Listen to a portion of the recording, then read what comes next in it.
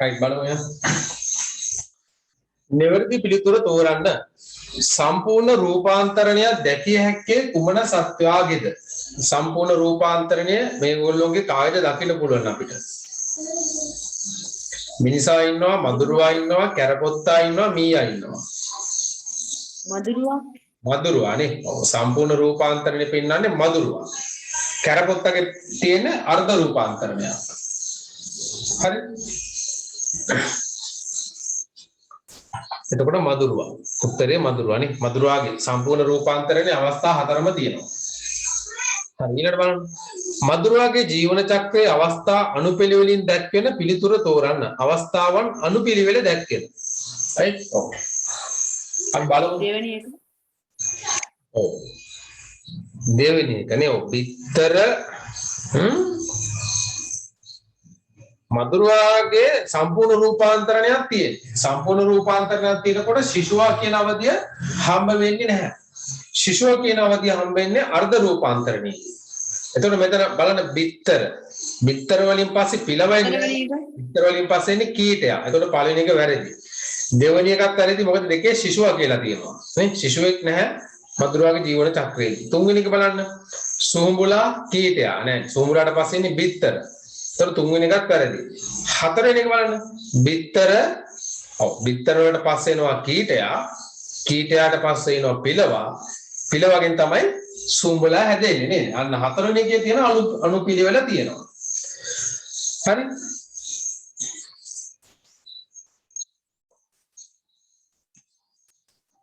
ඔයාලට තමයි කීටයයි පිලවයි පැටලෙනවා. දැන් බිත්තර වලට පස්සේ කවුද එන්නේ කීටයාද පිලවද කියන එක පැටලෙනවා නම් නේද බිකි කියන වචනය එක මතක තියාගන්න බිකි right බිත්තර එකේ බී අකුරයි කීටයාගේ කී අකුරයි බිකි හරි එතකොට බිත්තරට පස්සේ කීටයයි කීටයාගෙන් පස්සේ පිලවා පිලවට පස්සේ සූඹුලා එතකොට දෙකේ හතර උත්තර තුන්වෙනි බලන්න අසම්පූර්ණ රූපාන්තරණයක් සහිත ජීවියා තෝරන්න අසම්පූර්ණ රූපාන්තරණයක් නේද සමනලයක් කියලා කියන්නේ සම්පූර්ණ රූපාන්තරණයක්.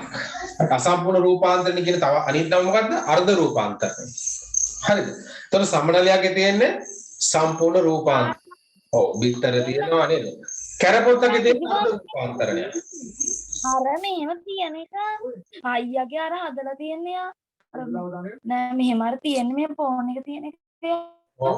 ඒක ගැන මේ මෙහෙම තියලා මෙතන තියෙනවා. ඔව් යා දෙනවා වෙනදාට. ඔව් කාගේද මේ ඔව් නේ. ඒතර අසම්පූර්ණ රූපාන්තරණ සහිත ජීවියා කවුද? කැරපොත්තා. කැරපොත්තා.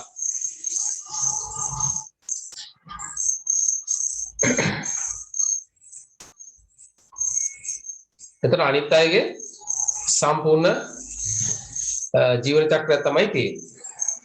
හරි? හතරවෙනි එක බලන්න. පහත සඳහන් වර්ධන අවධි අතුරින් කැරපොත්තාගේ ජීවන චක්‍රයේ දැකිය නොහැකි අවධිය කුමක්ද? දැකිය නොහැකි අවධිය. කැරපොත්තාගේ උඩ තියෙන අර්ධ රූපාන්තරණය. හරි? ඒතර බිත්තර තියෙනවා. හරි. අන්න පිලව කියලා ඉන්නවනේ. පිලව හම්බෙන්නේ නැහැ අර්ධ රූපාන්තරණයේදී. පිලව හම්බෙන්නේ සම්පූර්ණ රූපාන්තරණයේදී. ඒතකොට පිලව කියන අවස්ථාවක් නැහැ. එතකොට හතරේ උත්තරේ දෙක. ශිශු අවධියක් තියෙනවා සූඹුලක් තියෙනවා නේ. සූඹුලා ඉන්න මුලින්ම ඊට පස්සේ සූඹුලාගෙන් බිත්තර දානවා. බිත්තර වලින් පස්සේ ඉන්නේ ශිශුවා. හරි? ශිශුවා තමයි ආයේ සූඹුලා බවට පත් වෙන්නේ. අවස්ථාවන් තුනයි තියෙන්නේ කැරපොත්තගේ ජීවන චක්‍රයේ. එතකොට මේකේ පිලා කියන අවස්ථාවක් හම්බෙන්නේ නැහැ. හතරේ දෙක. උත්තරේ හතරේ දෙක. පහ බලන්න. සතුන්ගේ ජීවන චක්‍ර පිළිබඳ දැනුම වඩාත් වැදගත් නොවන්නේ කුමක් සඳහාද? වැදගත් නොවන්නේ කුමක් සඳහාද කියලා තමයි අහන්නේ. හරි? ඵලිබෝධ මර්ධනයේ සඳහා. ඒක අනිවාර්යයෙන්ම තියෙන්න ඕනේ. ජීවන චක්‍රය පිළිබඳව අපිට දැනීමක් තියෙන්න ඕන. මොකද ඒක අපිට වැදගත් වෙනවා ඵලිබෝධ මර්ධනයේ සඳහානේ. අපිට ඒ සතාව මර්ධනය කරන්න පුළුවන් කුමන අවස්ථාවේද කියන එකනේ. බිත්තර අවධියේද ලේසි. එහෙම නැත්නම් කීට අවස්ථාවේදීද ලේසි. එහෙම නැත්නම් පිළ අවස්ථාවේදී මෙයා පාලනය කරන්න ලේසි. එහෙම නැත්නම් සූඹුල් අවස්ථාවේදී. මේ ඒව හොඳට අධ්‍යයනය කරලා අපිට වඩාත්ම ලේසි අවධියට තමයි අපි යන්නේ. හරි. ඒකින්ද ඒක අනිවාර්යෙන් තියෙන්න ඕන. දෙක බලන්න ජෛව විවිධත්වයේ සුරකීම සඳහා. ඒකත් හරිනේ. ජීවන චක්‍ර වැදගත් වෙනවා ජෛව විවිධත්වයේ සුරකින්න. නේද? ඒකල කියන්නේ අපේ පරිසරයේ ඉන්න වඳ වෙලා යන සත්තු ඉන්නවනේ. ඒ වඳ වෙලා යන සත්තු සුරක්ෂිත කිරීම සඳහා අපිට යාළගේ ජීවන චක්‍ර ඉතාමත්ම වැදගත් වෙනවා. හරි? උදාහරණයක් විදිහට අපි කතා කරා කැස්බෑව. මේ කැස්බෑව කියලා කියන්නේ වඳ වෙලා යන සත්තු జాතිය. එතකොට යාළගේ ජීවන චක්‍රයේදී බිත්තර කියන අවධියේදී තමයි යාළට හානි සිද්ධ වෙන්නේ. right? බිත්තර විලෝපිකයන් ඇවිල්ලා දැක්කවද පටන්ගෙන මොකද පුතා? ඔව් පටන් ගත්ත 6:00ට පටන් ගත්තේ. ගොඩක් ගියාද වැඩ? නෑ මේ දැන් මේ පොතේ ඔයාලගේ අභ්‍යාසයේ පොතේ 13 වෙනි පාඩමේ sorry 12 වෙනි පාඩම නේ 12 වෙනි පාඩමේ මේ අභ්‍යාස කරන්න.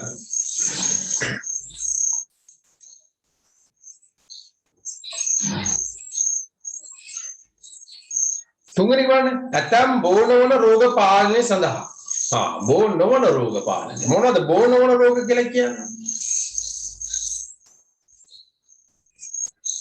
කෙනෙකුගෙන් තවත් කෙනෙකුට වෙන්නේ නැති ඒවා. ඔව් නේද? ඔව් අන්න ඒක අපිට කරන්න බෑ මෙයාලගේ ජීවන චක්‍රය දැනුම භාවිතා කරලා ඒක කරන්න බෑ නේද? බෝ නොවන රෝග. ඒ කියන්නේ මොනවද? දියවැඩියාව ඊට පස්සේ හෘදයාබාධ වකුගඩු රෝග ඔය වගේ දේවල් බෝ නොවන රෝග. ඉතින් ඒවා අපිට පාලනය කරන්න බෑ. ඔය ජීවන චක්‍ර පිළිබඳව අධ්‍යයනය කරලා අපිට ඒක කරන්න බෑ. ඒතකොට අනිත් තුනම වැදගත් වෙනවා. පලිබෝධ මර්ධනය සඳහා වැදගත් වෙනවා. ජෛව විවිධත්වයේ සුරකීම සඳහා වැදගත් වෙනවා. රෝග වාහකයන් මර්ධනය සඳහා නේද? මදුරුවා එහෙම. මදුරුවා කියන්නේ රෝග වාහකේ. අන්න ඒගොල්ලෝ මර්ධනය කිරීමටත් අපිට යාළගේ ජීවන චක්‍රය වැදගත් වෙනවා. ඒතකොට පහේ තුන්වෙනි එක තමයි උත්තරේ. පහේ තුන්වෙනි එක තමයි උත්තරේ. right දෙක බලන්න. පහත සඳහන් වගන්ති නිවැරදි නම් හරි ලකුණද වැරදි නම් වැරදි ලකුණද වරහන් තුල යොදන්න. මීයා රූපාන්තරණයක් නොපෙන්වන සත්වයකි. හරි. ඔව් රූපාන්තරණයක් පෙන්වන්නේ නැහැ. නේද? මීයා රූපාන්තරණයක් පෙන්වන්නේ නැහැ. හැබැයි අර ජීවන චක්‍රයක් තියෙනවා නේ. right දෙක බලන්න. කැරපොත්තාගේ ජීවන චක්‍රයේ අවස්ථාව වනුයේ බිත්තර ශිශු ආහා සුහුඹුලාය.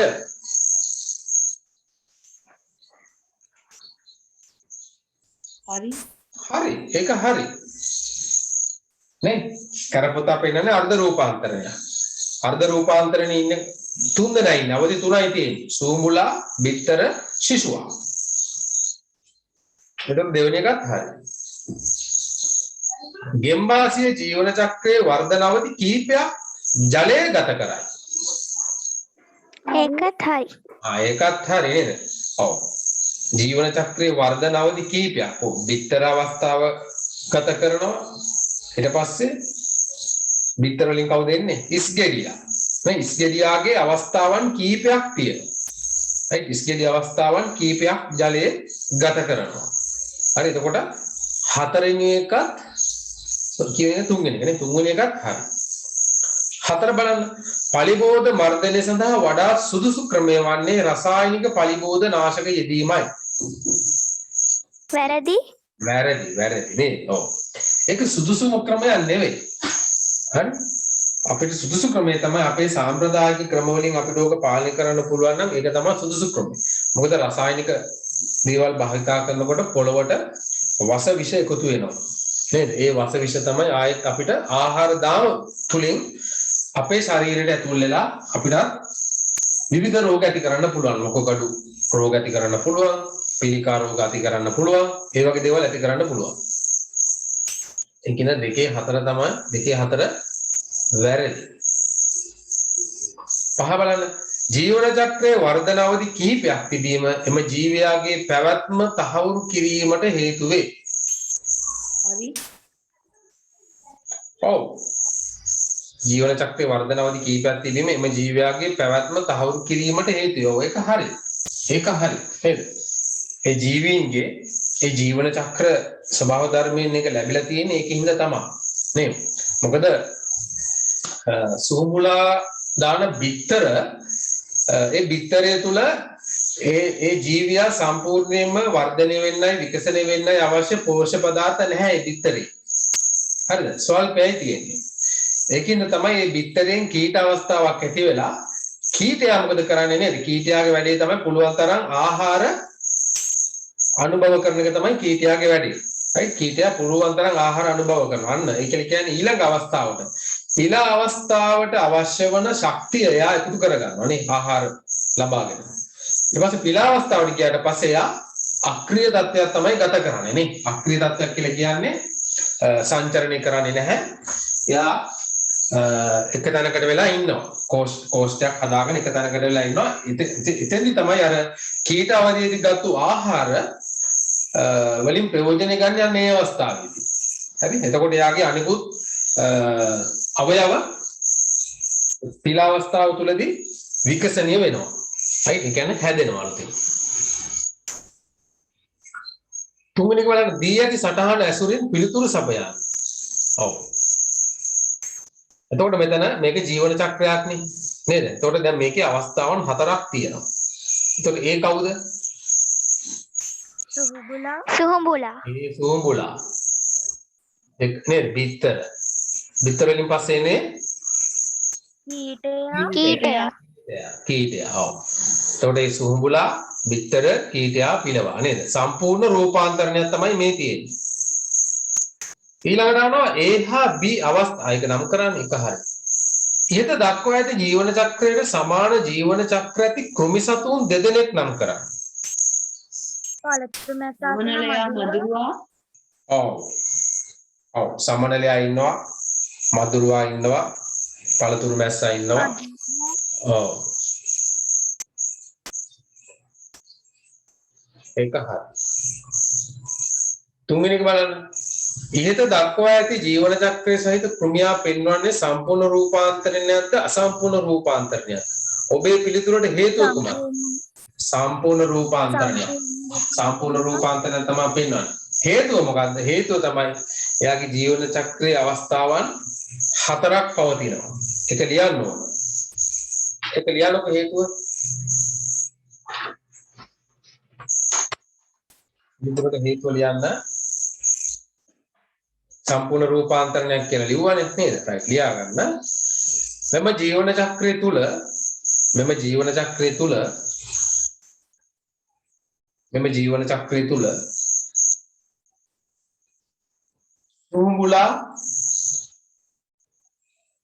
සුහුඹුලා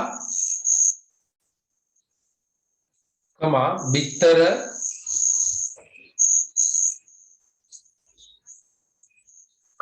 කීටයා සහ පිලවා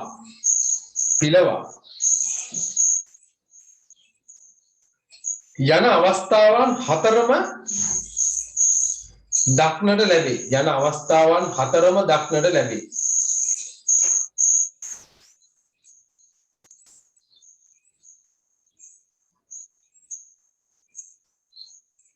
මෙම අවස්ථාවන්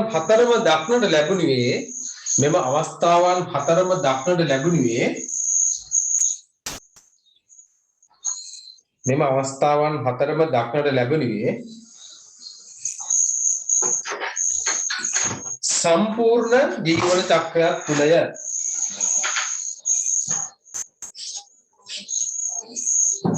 සම්පූර්ණ රූපාන්තරණයක් සහිත ජීවන චක්‍රයක් තුලය. එහෙම ලියන්න. සම්පූර්ණ රූපාන්තරණයක් සහිත ජීවන චක්‍රයක් තුලය.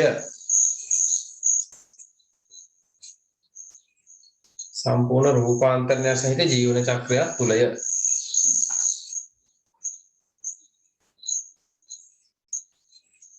right 4. ජීවීන්ගේ ජීවන චක්‍ර පිළිබඳ අධ්‍යයනයේ වැදගත්කම පෙන්වීම සඳහා කරුණු 3ක් ලියා දක්වන්න. පලිබෝධ පලිබෝධ මර්ධනය සඳහා මර්ධනය ජෛව විවිධත්ව සංරක්ෂණය very good. ඔව්. නේද? ඔව්. පලිබෝධ මර්ධනය සඳහා ඊළඟට රෝග වාහකයන් පාලනය කිරීම සඳහා නැත්නම් මර්ධනය කිරීම සඳහා අනිත් එක තමයි ජෛව විවිධත්වය සංරක්ෂණය සඳහා ජෛව විවිධත්වය සංරක්ෂණය සඳහා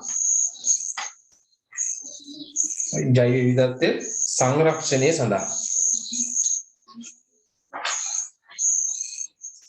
right එතකොට මේකේ මේ තියෙන ඉංග්‍රීසි වචනේම ඔයාලා ලියලා පුළුවන් මේ පොඩ්ඩක් ප්‍රැක්ටිස් කරන්න right life cycle රූපාන්තරණය කියන metamorphosis ඔයාලට පාඩම මොකක්ද? ඔව් අද පුතා දැන් මෙහෙමයි දැන් ඔව් එතකොට අද මම දැම්ම තව ටියුට් එකක් කරන්න කියලා හරි ඒ ටියුට් එක කරලා තමයි අද අපි යන්නේ අලුත් පාඩමකට අද නෙතුලි නේද අද සම්බන්ධ වෙන්නේ අලුතෙන් ඔව් පුතා අපි දැන් 13 වෙනි පාඩමේ 12 වෙනි පාඩමනේ 12 වෙනි පාඩමේ දැන් අපි කරලා ඉවරයි මේකේ අභ්‍යාස ටිකක් තියෙන ඒ ටික කරලා තමයි අපි යන්නේ ඊළඟ පාඩමට ආහාර පරිරක්ෂණය හරිද ඔයා මේක බලා ගන්න මේ ටියුට් එක මම මේ ඔයාලට දාන්නම් මේ ටික ඔයා බලාගෙන ඉන්න ඊට පස්සේ තනියම කරන්නකො මේ පාඩම මේ කලින් කොහරි බලන්න නැතිනේ නේද හරි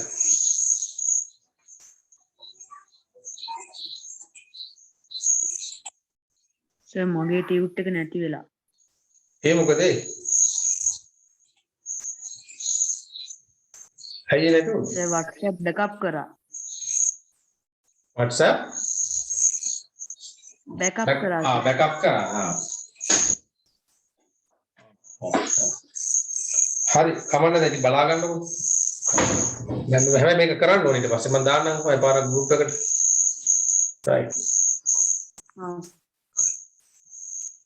නිවැරදි පිළිතුරු තෝරා ඉරක් අඳින්න සම්පූර්ණ රූපාන්තරණය දක්වන ජීවියෙකි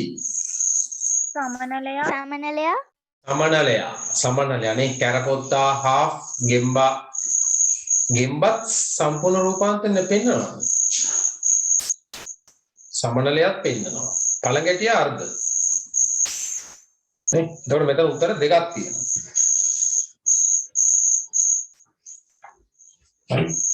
සමනලයා සහ ගෙම්බා නෑ නේ sorry සමනලයා තමයි උත්තරේ සමනලයා ගෙම්බා පිලා අවස්ථාවක් දන්නේ නෑනේ නේ ගෙම්බ පිලා අවස්ථාවක් හදන්නේ නැහැ. හරි ඒකින්ද එයා හර්ධ රූපාන්තරණයක් යාගේ තියෙන මැඩියා තියෙන. හරි එතකොට එකේ තුන තමයි උත්තරය සමනලය.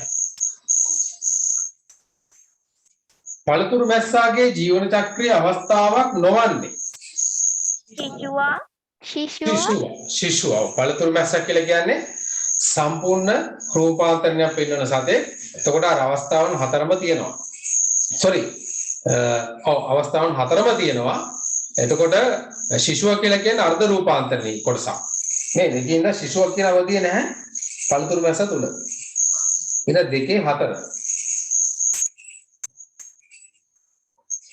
ඉස්කෙඩියා ශාක භක්ෂකයෙකි ශෝෂණය සඳහා පෙනහැලියට සංචරණයට වරල් දෙකක් පිටයි සර්ව භක්ෂකයෙකි. මොකක්ද අර උත්තර?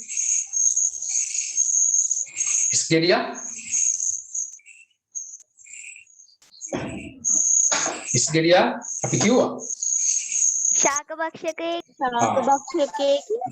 ශාක භක්ෂකයෙක් ඉස්ගෙඩියා ශාක භක්ෂකයෙක් නේද? ඉස්ගෙඩියාගේ ශෝෂණය සඳහා තියෙන පෙනහැලි නෙවෙයි ජලක් ලෝම කියලා තියෙන්නේ. ජලක් ලෝම කියන විවයන් තමයි තියෙන්නේ. පෙනහැලි නෑ. පෙනහැලි තියෙන සූඹුල් සතාගේ. කියන්නේ මැඩියාගේ. හරි? එතකොට අනිත් ඉස්ගෙඩියාගේ සංචරණයේ තියෙන පිටිපස්ස තියෙන එක වලිගයක් තියෙන්නේ නේ. වලිගයක් තනි වලිගයක් තියෙන සර්වභක්ෂකෙක් නෙවෙයි. ඒකට තුනේ එක තමයි උත්තරේ. ශාක භක්ෂකේ.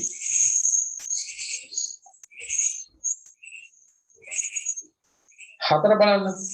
සමනලයාගේ බිත්තර පත්‍රවල උඩ පෘෂ්ඨයේ දැකිය හැක. බී කියනවා දලබුවාගේ ශරීරයේ විෂරෝම සතුරන්ගෙන් ආරක්ෂා වීමට වැදගත් වේ. ඊට ප්‍රකාශ වලින් සත්‍ය දීපමණි බී පමණි නේද? සමනලයා බිත්තර දාන්නේ පත්‍රයේ යටිපැත්තේ. එතකොට ඒ කියන එක වැරදි. නේද? ඇයි ඒ යටිපැත්තේ දාන්නේ? ආරක්ෂා වීමට. නේ සූර්යාලෝකයෙන් ආරක්ෂා වීමට. අනිත් එක තමයි විලෝපිකයන්ගෙන් ආරක්ෂා වීමට නේද? නැත්තම් උඩින් මේ ශාකපත්‍ර මතු පිළ තිබුණොත් එහෙම ඔය ඉජිල්ල නේද? කුරුල්ලු එහෙම ඔක හොඳට දකින්නවනේ. right ඒ ඔක්කොගෙම ආරක්ෂා වෙන්න. හිරු එළියෙන් ආරක්ෂා වෙන්න ඒ ඔක්කොම හින්ද තමයි යටිපැත්තේ විතර දාන්නේ. පත්‍රයේ යටිපැත්තේ. ඔව් විෂරෝම තියනවා දලබුවාගේ. නේ දලබුවා කියලා කියන්නේ කවුද? කීට අවස්ථාව. right. तर මේක උත්තරේ B පමණි. 4-2. හතු පොල් කුරුමිනියා හානි කරුණියේ කඳට පමණි නෑ. හතු කුරුමිනියා පළ කඳ හා පත්‍ර යන සියල්ලටම හානි කරනවා. හරි? පැහැදිලිද? පළ කඳ හා පත්‍ර සියල්ලටම. මේ මෙතන බලන්න මේ.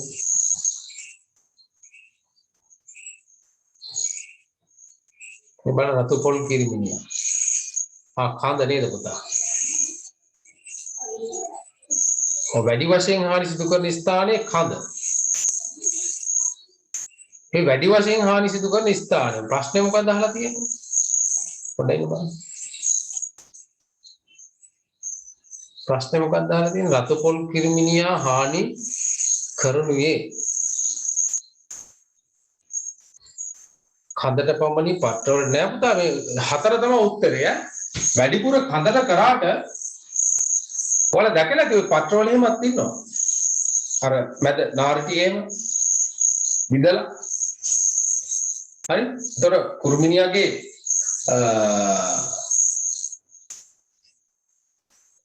කවුද මේ ශිශු අවස්ථාව නේද? පත්‍රවලට හානි කරනවා. පොල් කොළ කනවා. ඔයාලා දැකලා තියෙන්නේ දැන් ඔය පොල් පැල පොල් ගහේ දැන්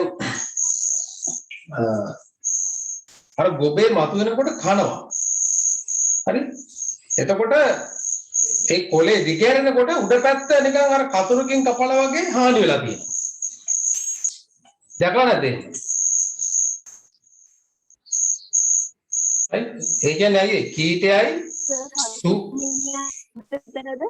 ඔව් කීටයයි සූඹුලයි දෙන්නම හානි කරනවා එතන. හරි? කීටයයි සූඹුලයි දෙන්නම.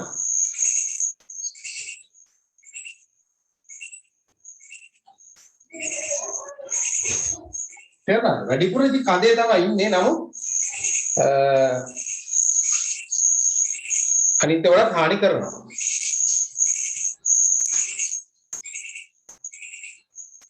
හරි බලන්න.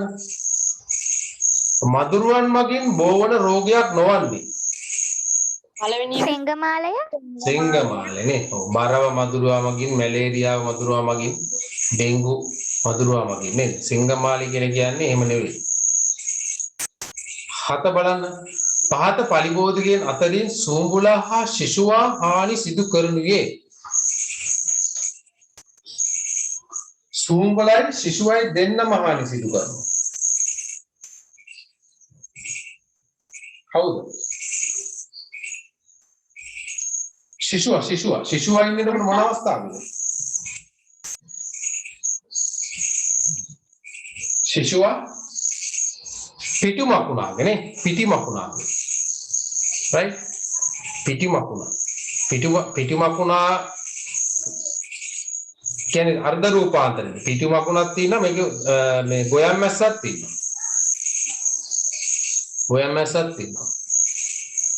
හරි. ඒතකොට එතන උත්තරේ දෙකක් තියෙනවා.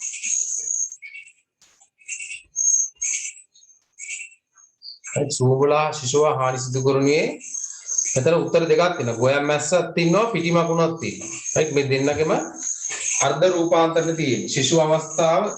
ශිෂුවාගේ අවස්ථාව තියෙනවා. එතකොට 7 3ක් හරි 4ක් හරි.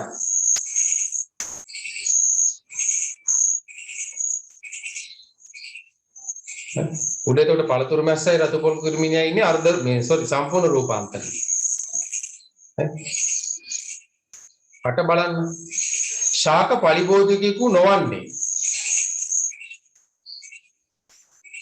ශාක පරිබෝධිකයෙක් නේ. මොකද ශාක පරිබෝධිකයෙක් කියලා කියන්නේ? නේද? පරිබෝධ සත්තුත් තියෙනවා ශාකත් තියෙනවා නේ. අපේ වගාවට. අපි පරිබෝධකයා කියලා කිව්වේ මොකද්ද? පරිබෝධකයන් කියලා කිව්වේ මොකද්ද? මිනිසාගේ භෝග වලට හා යසන්නට හානි සිදු කරන ජීවීන්ට තමයි අපි කියන්නේ පරිබෝධකී. right මිනිසාට වැදගත් වන ශාක වලට සහේ යසන්නට හානි සිදු කරන ජීවීන්ට අපි කියන පරිබෝධකයන් කියලා කියනවා නේ. එතකොට එතන ඉන්නවා සත්තුත් තියෙනවා ශාකත් තියෙනවා. ශාකත් හානි කරනවා නේ. වල් වැවුනම එහෙම අපි දාන පොහොරේම වගාවට දානවා ඒගොල්ලෝ තමයි උරාගන්නේ ගොඩාක්. එතකොට වගාව පාළු වෙනවා. වගාවට හානි වෙනවා. right එතකොට මේ මෙතන එතකොට පරිබෝධකයන් මොනවද? ශාක බජිරි කියලා කියන්නේ ශාක පරිබෝධකයා. ගිරාපලා මෙන්න මේ ගිරාපලත් පරිබෝධකයක් තමයි. හැබැයි මේගොල්ලෝ මේ ගිරාපලා ගන්න ඖෂධයක් විදිහට භාවිතා කරනවා. හරි. ගිරාපලා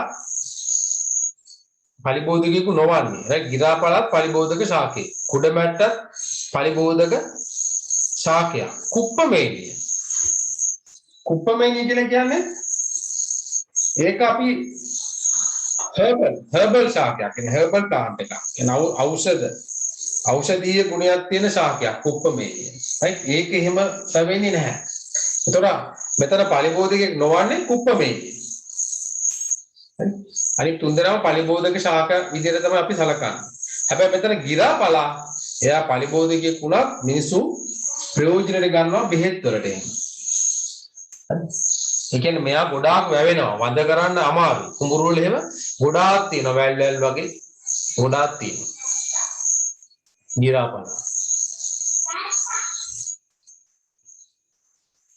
හරි. ඊළඟ බලන්න 9 රසායනික පරිබෝධ නාශක භාවිතය නිසා හානිකර ජීවීන් පමණක් විනාශ වේ. පසට හානියක් සිදු නොවේ. පරිසර සමතුලිතතාවයේ බිඳ වැටේ. ජලයට බලපෑමක් නෙවෙයි. මොකද්ද? පරිසර සමතුලිතතාවයේ බිඳ වැටේ. ඔව්. හානිකර ජීවීන් පමණක් විනාශ වේ කියන එක වැරදි. මේ හානිකර ජීවීන් විතරක් නෙවෙයිනේ. අනිකුත් පසේ ඉන්න ජීවීන් විනාශ වෙනවා. පසට හානියක් සිදු නොවේ කියන්න බෑ. පසට හානියක් සිදු වෙනවා. පසට හානියක් සිදු වෙනවා. බලන්න මේ උත්තරේ මේ ප්‍රශ්නේ ටිකක් මේ පසට හානියක් සිදු වෙනවා.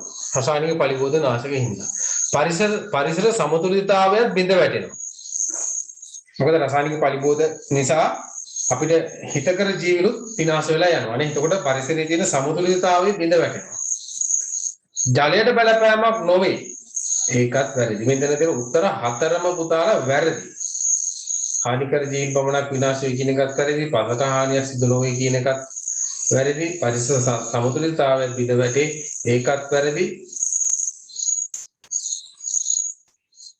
ජලයට බලපෑමක් නොවේ. පරිසර සමතුලිතතාවය බිඳ වැටේ. ජලයට බලපෑමක් නොවේ. ඒකත් වැරදි. මේ ප්‍රශ්නේ ඇත්තට සම්පූර්ණ ප්‍රශ්නයක් නෙවෙයි. ඒක අතහැරලා දාන්න. එමනම් අපි හදා ගන්න ඕන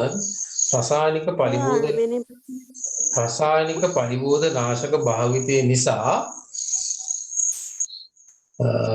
මෙහෙම ලියන්නකෝ ඒක පොඩ්ඩක් හදා ගන්නකෝ. රසායනික පරිබෝධ නාශක සම්බන්ධයෙන් වැරදි ප්‍රකාශය තෝරන්න. මෙහෙම ලියන්න. වැරදි ප්‍රකාශය නෙවෙයි.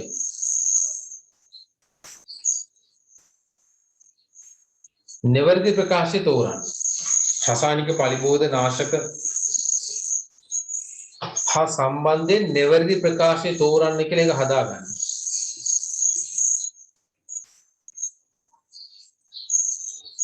නිවැරදි ප්‍රකාශය තෝරන්න.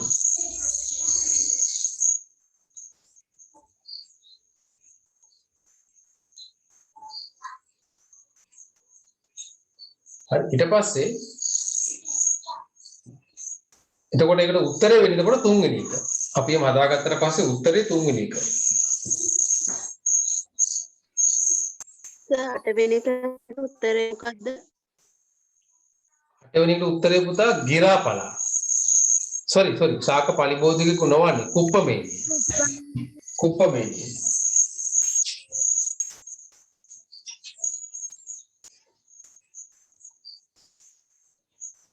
හරිද? right 10 බලන්න. පලිබෝධකීන් මර්ධනයට අතීතයේදී භාවිතා කළ සාම්ප්‍රදායික ක්‍රමයකි. සාම්ප්‍රදායික ක්‍රමයක් වෙන්න ඕන නේ. කෘමිනාශක භාවිතය කියන එක සාම්ප්‍රදායික ක්‍රමයක් නෙවෙයි. පන්දම් භාවිතා කිරීම කියලා කියන්නේ සාම්ප්‍රදායික ක්‍රමයක්. එතකොට රසායනික පෙරමෝන භාවිතය පලිබෝධකයන් උරුතු දෙන නව ශාක වගා කිරීම ඒවා නූතන මර්ධන ක්‍රම. පන්දම් භාවිතා කිරීම තමයි සාම්ප්‍රදායික ක්‍රමය. ඒ කියන්නේ අපි පන්දමක් ගේලා අපේ වගාවේදී නේද අපි කූරක හරි ඔය මැස්සෝ එනවනේ පළතුරු මැස්සෝ එනවා විවිධ කෘමීන් එනවා. ඒකට ඒගොල්ලෝ හරි කැමතිනේ එළියට. ඒගොල්ලෝ කැමති එළියට නේ. දැන් අපි ලයිට් ගියාම මේ නේද ලාම්පුවක් පත්තු කරපුවාම ලාම්පුවට ඇදිලා ඉන්නේ කෘමීන්. හරි මෙරුව මතුවෙන කාලේදී බල්බ් එකට ඇදිලා ඉන්නේ. හරි ඒ කියන්නේ ඒගොල්ලෝ කෘමීන් හරි කැමති එළියට. ඒගොල්ලෝ මොකද කරන්නේ? යට තියලා තියෙනවා වතුර භාජනයක්. පන්දම උඩ තියෙනවා. පන්දමට ඇදිලා ඉන්න කෘමීන් ඒගොල්ලෝගේ පියාපත් පිච්චිනාම වතුරට වැටලා ඒගොල්ලෝ මැරිලා යනවා. අන්න ක්‍රමේ. දෙක බලන්න නිවැරදි වර්ණය තෝරා ලියන්න. නිවැරදි වර්ණය. තුනස්ස සෝඹුලා ගෙමැස්සා පේර කැරපොත්තා. right. පිටිමකුණාගේ හානි සිදු කරන අවධිය.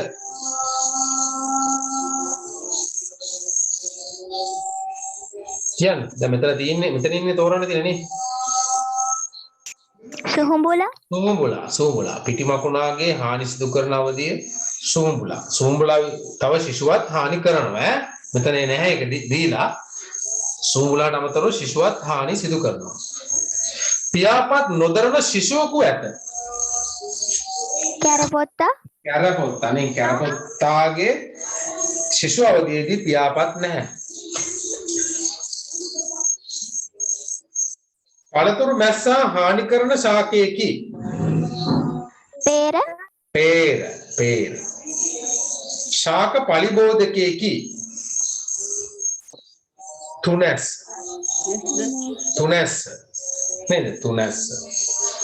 පිලවා අවස්ථාවක් දැකිය හැක.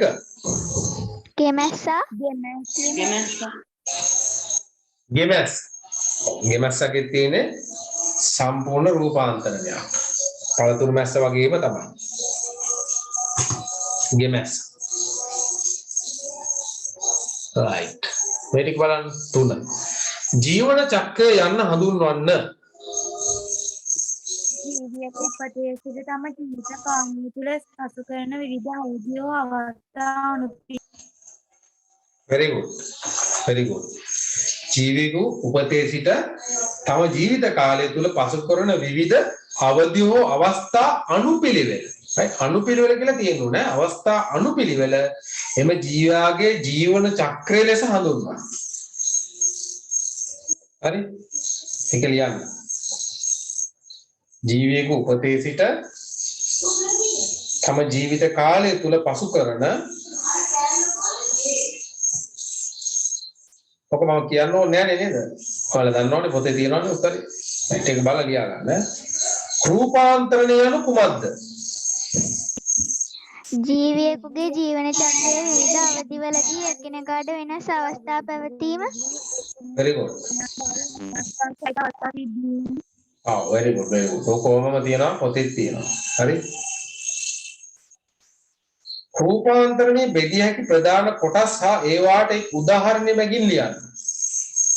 සම්පූර්ණ රූපාන්තරණය සහ අසම්පූර්ණ රූපාන්තරණ කොටස් දෙකයි සම්පූර්ණ රූපාන්තරණය සහ අසම්පූර්ණ රූපාන්තරණය. එහෙම නැත්නම් අපි කියන අර්ධ රූපාන්තරණය කියලා කියනවා. ඒ උදාහරණ සම්පූර්ණ රූපාන්තරණ උදාහරණ කවුද? මැඩියා. සම්පූර්ණ රූපාන්තරණ උදාහරණ කවුද? මදුරුවා, පළතුරු මැස්සා, සමනලයා ඒ ටික ගන්න පුළුවන්. අසම්පූර්ණ රූපාන්තරණ උදාහරණ කවුද? කැරපොත්තා. ඊට පස්සේ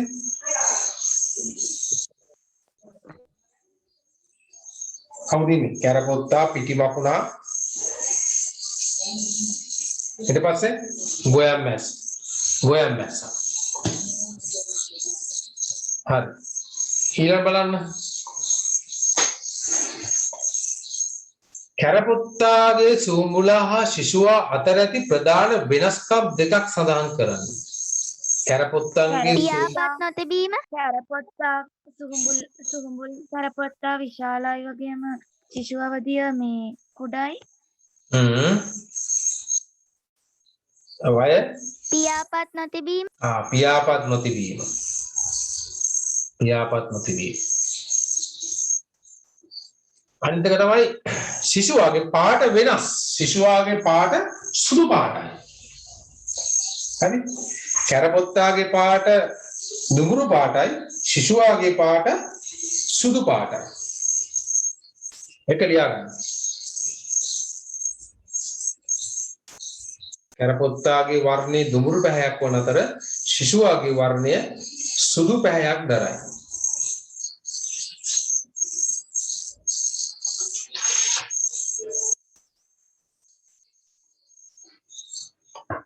පස්වෙනි එක. ඉස්ගෙඩියා ජලජ ජීවිතයට දක්වන අනුවර්තන දෙකක් ලියන්න. ඉස්ගෙඩියා මාළුවෙක් වැනි ඒ මරියන්නේ නැහැ. මාළුවෙක් කෙනෙක් කියන්නේ ඒක හරියන්නේ නැහැ. ජල ජීවිතයට දක්වන අනුවර්තන දෙකක්. අනුවර්තන කියන්නේ මොකද්ද? ජලයට එයාගේ මේ හැඩ ගැහිලා තියෙන විදිහ. ජලයේ ජීවත් වෙන්න එයා හැඩ ගැහිලා තියෙන විදිහ. එකක් තමයි මොනවාද? ශෝෂණය සඳහා ජලක් ලෝභ පිහිටීම ලියා ගන්න එක. ශෝෂණය සඳහා ජලක් ලෝභ පිහිටීම. ශෝෂණය සඳහා ජලක් ලෝභ පිහිටීම.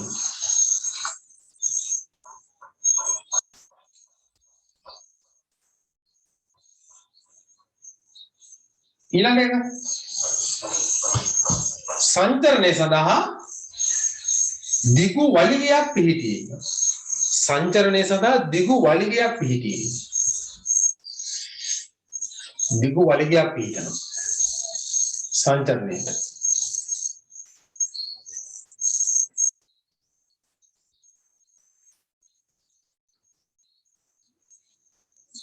තව තියෙනවා. දැන් එයාලගේ දේහේ හැඩය මොන හැඩයද තියෙන්නේ? මොකක්ද හැඩය? ආනාකූල හැඩ. අනාකූල හැඩයක් නේ. ඔව්. දේහය අනාකූල හැඩයක් වීම. දේහය අනාකූල හැඩයක් වීම.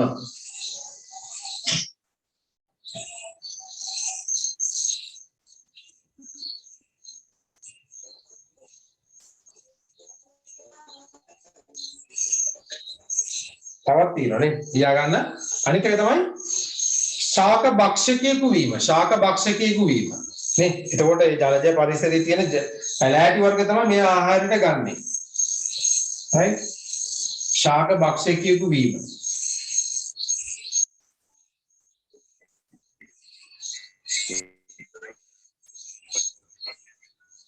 හරි.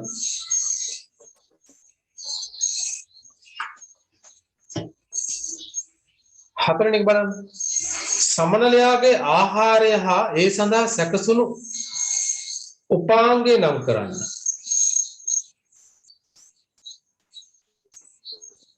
ආහාරයෙන් මල්පැණි වන අතර ඒ සඳහා සැකසුණු උපාංගය චුණ්ඩාව.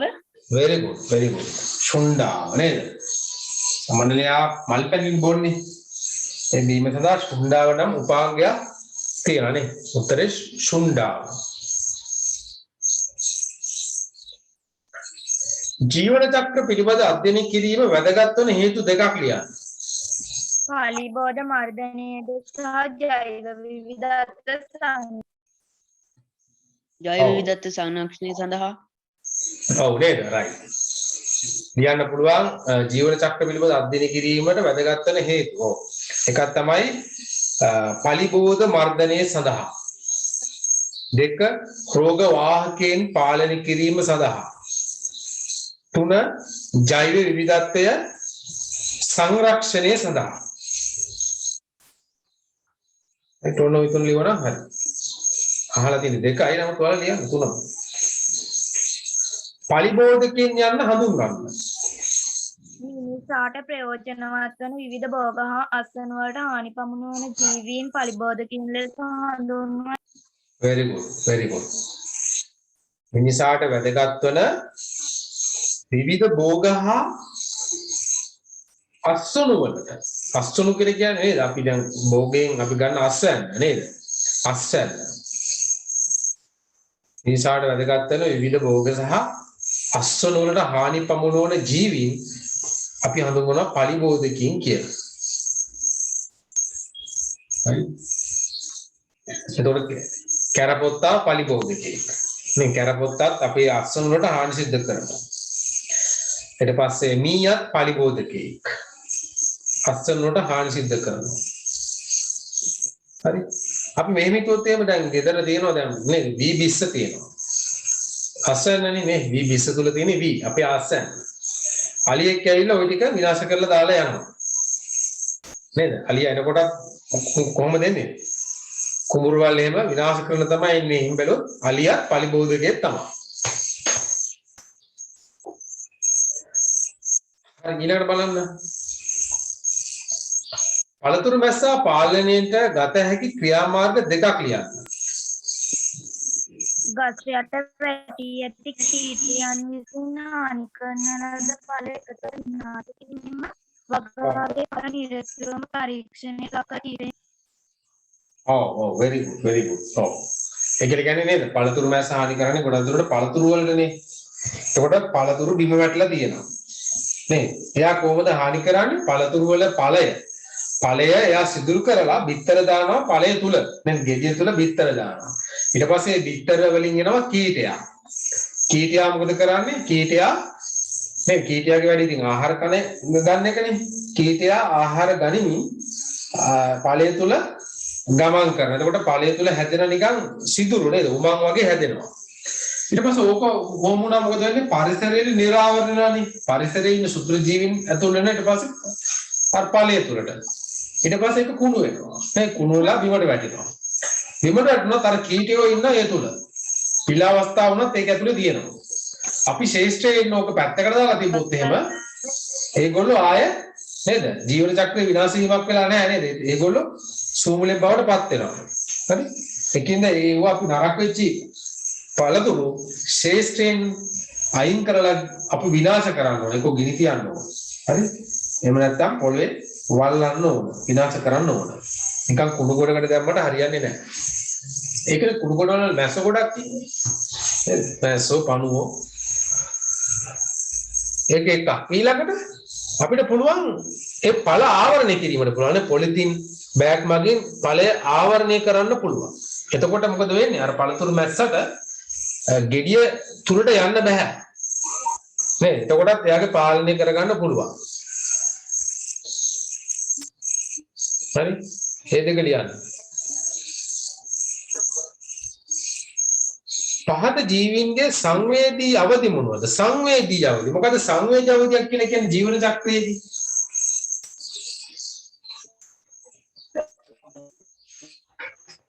සංවේදී අවදියක්. වෙනස් ජීවියෙක්ගේ අපි සරලව කිව්වොත් එයාලගේ ජීවන චක්‍රයේදී ඒගොල්ලෝ එයාලට හානියක් සිදුවන අවධිය වැඩිපුර නේද?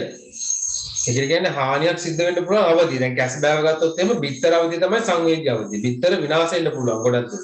සූඹුලා ඉන්නේ මුහුදනේ. සූඹුලාට කරදරයක් නැහැ. හැබැයි සූඹුලා බිත්තර දාන්නේ කොහෙද? වෙරළේ. වෙරළේ තමයි බිත්තර දාන්නේ. එතකොට වෙරළේ දැම්මම සිදුවන හානිය වැඩි. හරි. එතකොට අන්න සංවේදී අවධිය තමයි කැස් බෑව වගේ සංවේදී අවධිය තමයි බිත්තර. බිත්තර.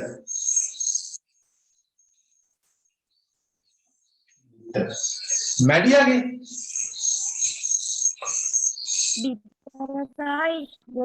බිත්තරයි ඉස්කෙඩියයි දෙගොල්ලම නේද? දෙගොල්ලම. ඇයි ජලදේ කියන්නේ ජලයේ ඉන්න අනෙක් සත්තු ඇවිල්ලා මෙයාලව ආහාරයට ගන්න පුළුවන්. හරි. හරි. ඔන්න එතකොට මේ ටියුට් එක ඉවර කරා. හරි. දැන් ඔන්න එතකොට මේ පාඩම දැන් ඔබ තව පාරක් බලන්න. ඒ පාඩම දැන් එතකොට ඔයාලට හොඳටම පුළුවන් වෙන්න ඕනේ. හරි.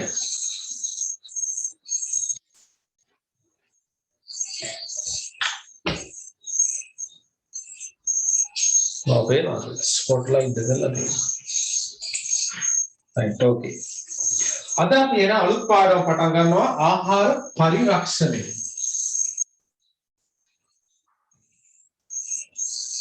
ආහාර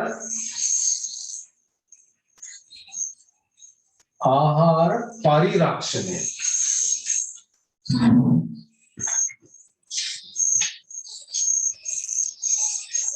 ආහාර පරිරක්ෂණය.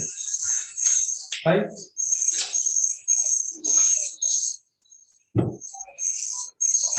අපි ආහාර පරිරක්ෂණය කියලා කියන්නේ මොකද්ද කියන්න කලින් අපි ඉස්සර බලමු මොකද්ද ආහාර නරක වීම කියලා කියන්නේ.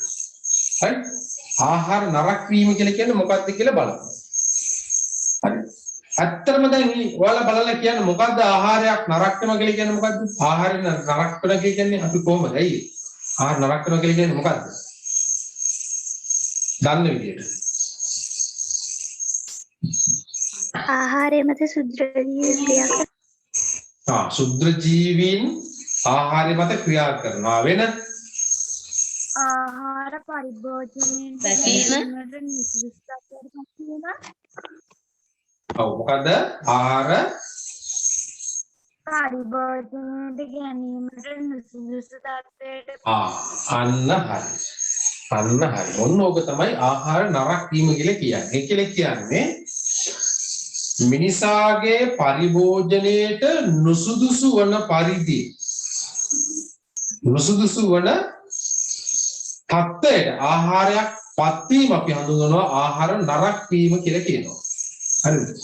ආහාර නරක වීම කියන්නේ මිනිසාගේ පරිභෝජනයේට ගත නොහැකි මට්ටමට ආහාරයක් පත්වීම අපි කියනවා ආහාර නරක වීම කියලා කියනවා. ඒක කොහොමද? ඒක අපි කොහොමද ඇත්තටම තීරණය කරන්නේ? මේක නරකද? මේක නරක වෙලාද නේද? ඔයාලා උනත් දැකලා තියෙන නේද? ගෙවල් වල උනත් ඔයාලා නේද? එක්කෙනාට වෙනස් නේ. දැන් ගෙදර ඔන්න ගෙදර තාත්තා කියනවා මේක නරක වෙලා වගේ කියලා. අම්මා කියනවා නෑ මේ ඔබට තියෙන්නේ නරක වෙලා නෑ කියලා කියනවා නේ. හරි? ඔයාලත් ගිහලා පොඩ්ඩක් කටේ ගහලා බලලා නෑ. ප්‍රශ්නයක් නෑ. කන්න පුළුවන්. හරි? කන්න පුළුවන්. හරි. එතකොට ආහාර නරක වීම කියලා කියන්නේ මේකට හරි ඒක කියන්නේ හරි නිර්ණායකයි. ඒ කියන්නේ ඒක පුද්ගලයාගේ පුද්ගලයාට වෙනස්. හරිද? මට ඒ ආහාරය කන්න පුළුවන් නම් ඒක ආහාර නරක වීමක් විදිහට මම සලකන්නේ නැහැ. හරිද? මට කන්න බැරි නම් ඒක නරක වෙලා තියෙන්නේ. හරි. ඒ කියන්නේ ඒකයි කියන්නේ. තමන්ට පරිභෝජනයට ගන්න පුළුවන් නම් ඒ ආහාරය නරක වෙලා නැහැ. ඒක තමන් මත තමයි ඩිපෙන්ඩ් වෙන්නේ. තමන් මත තමයි ඒක යැපෙන්නේ. තීරණය වෙන්නේ. හරි. නමුත් අපි පොදුවේ සැලකුවොත් එහෙම ආහාර නරක වීම කියලා කියන්නේ මිනිසාගේ පරිභෝජනයට ගත නොහැකි මට්ටමටපත් වීම. ඒතර මේකට කාරණා කීපයක් තියෙනවා. හරි ඉස්සෙල්ලා කිව්වා වගේ.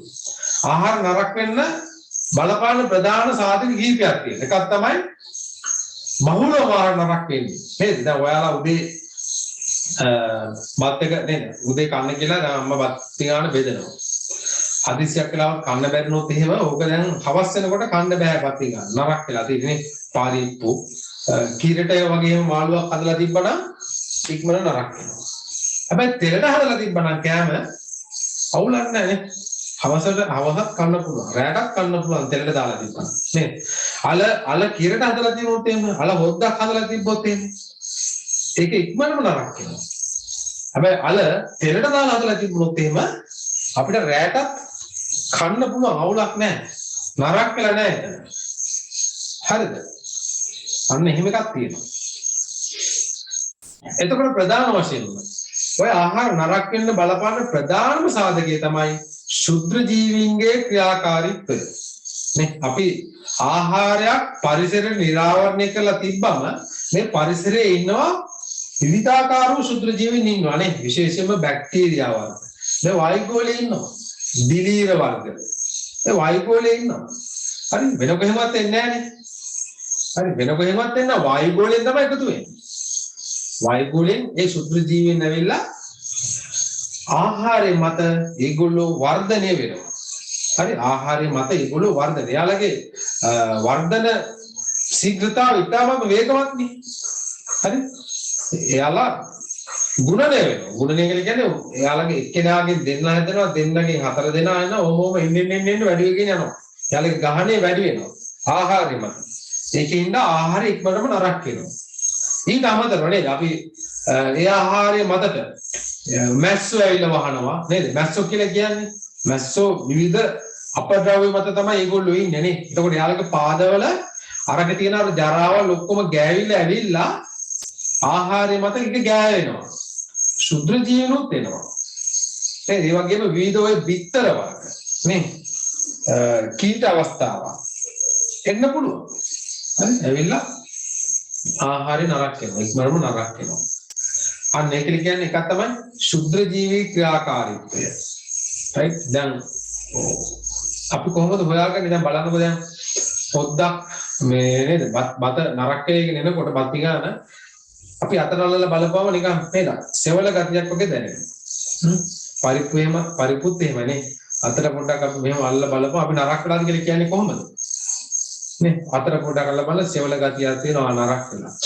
ගඳ බලනවා මේ ආහාරي ගඳ අමුතු ගඳක් එනවා. දුගඳක් හමනවා.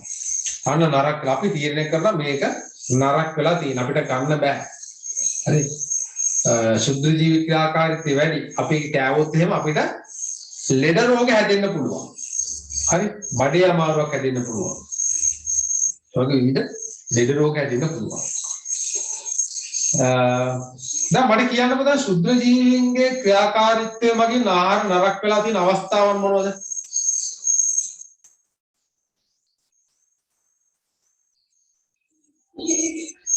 කොහොමද නරකලා තියෙන්නේ නේද? දැන් පාන් ගත්තොත් එම පාන් පෙත්ත මත පුස් හැදෙනවා. අලු පාට. පුස් කියන්නේ මොකක්ද? දිලීරය. දිලීර හැදෙනවා. හැබැයි ඒකට දවස් දෙකක් විතර යනවා. මේ අද පාන් පෙත්ත කපලා හවස් වෙනකොටම පුස් අපිට පේන්නේ නැහැ. හැබැයි උදේ වෙනකොට පහ වෙනදා උදේ වෙනකොට පහ වෙනදා හවස් වෙනකොට අනිද්දා වෙනකොට එහෙම අපිට හොඳට පේනවා දැන් මේකේ වර්ධනය වෙනවා.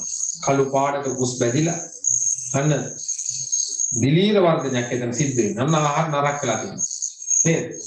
ඊළඟ කිරි. දැන් අම්මා ඔයාලට කිරියක හදන උදේට බොන්න කියනවා. ඔක බොන්න අවත කියලා සෙල්ලම් කරනවා. හරි? පැයක් දෙකක් ගිහිල්ලා එනවා. ඇවිල්ලා බලනකොට කිරියක නිවිලා හොඳටම නිවිලා නිකන් අර උකු ගතිය වැඩි වෙලා තියෙනවා. හරි? උකු ගතිය කියන්නේ කිරි කැට ගහලා හැදෙන දේ. කිරි කැට ගැසීම. හරි? එතකොට පැය 3ක් 4ක් යනකොට හවස් වෙනකොට එහෙම හොඳටම කිරි කැට ගැහෙනවා. කිරි කැට ගැසීම කියලා කියන්නේ මොකද්ද? ශුද්ධ ජීවීන්ගේ ක්‍රියාකාරීත්වය. බැක්ටීරියා. බැක්ටීරියා වගේ මේ කිරි කැට ගස්සනවා. අන්න ආහාර නරක වීම. මාළු නරක වෙනවා. ඊළඟට පොල් මුඩු වෙනවා නේ. කාලයක් යනකොට ගෙදර පොල් තෙල් බෝතලේ බලන පොඩක් නහයල්ලලා. නහයල්ලලා බලන මුඩු ගඳක් එනවා. මුඩු ගඳක්. ඒ මොකද? පොල් තෙල් බෝතලේ මූඩියේ මේ උඩ හරිය හැමතිස්සම පොල් තෙල්ෙන් ගෑවිලානේ තියෙන්නේ. මේ උඩ හරිය කටවට හරි වාතයට ගොඩක් නිරාවරණ වෙලා තියෙන යටට වඩා. ඒතර උදාහරණය මුඩු ගතිය වැඩි. පොල්තලේ උදාහරණය මුඩු ගතිය වැඩි. right? ඒකින්ද පොල්තල් බෝතලේ හොඳට සුද්ධ කරන්න ඕන කාලෙන් කාලෙට. එහෙම නැත්නම් අලුත් බෝතල් නැත්නම් බෝතල් මාරු කරන්න ඕන. හරි. අන්න එතකොට මේ ශුද්ධ ජීවී ක්‍රියාකාරීත්වය. ඊළඟට අහන්න නරක වෙනවා. ආය මොනවා වගේ නරක වෙන්නේ?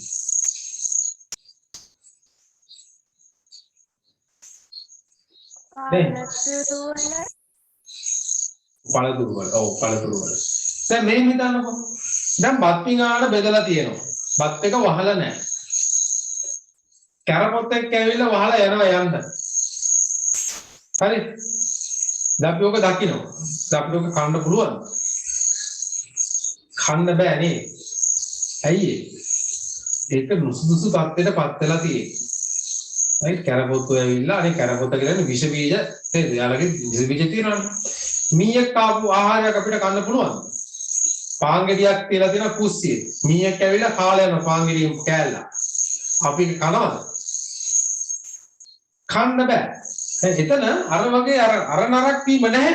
නමුත් ඒක අපිට ගන්න බෑ. නුසුදුසු තත්ත්වයට පත් වෙලායි තියෙන්නේ. අර ශුද්ධ ජීවී ආසාදනයක් එතන නැහැ. right පාන් ගෙඩිය හොඳට තියෙනවා. වැලු බැලමට හොඳයි. හැබැයි අපි මීයේ කට ගහපු දින්ද අපි ඒක කන්නේ නැහැ. අන්න නුසුදුසු තත්ත්වයට පත් වෙලා තියෙනවා. හරි කැරපොත්තේ ගියා නම් කන්න බෑ අපිරියයි. මේ විසිකලා දානවා. හරි ශුද්ධ ජීවී ආසාදනය වගේ නරක වීමක් වෙලා නැහැ. ඒ වුණාට අපිට ඒක පරිභෝජනය කරගන්න බෑ. හරි තහාල් වල එහෙම නේද? දැන් මීයක් ඇවිල්ලා එහෙම මීයෝ ජරා කරලා තියෙනවා නේද? මී බෙටි එහෙම තිබ්බම අපිට කන්න පුළුවන්ද? එයා හාල් එක අරන් උයනවද?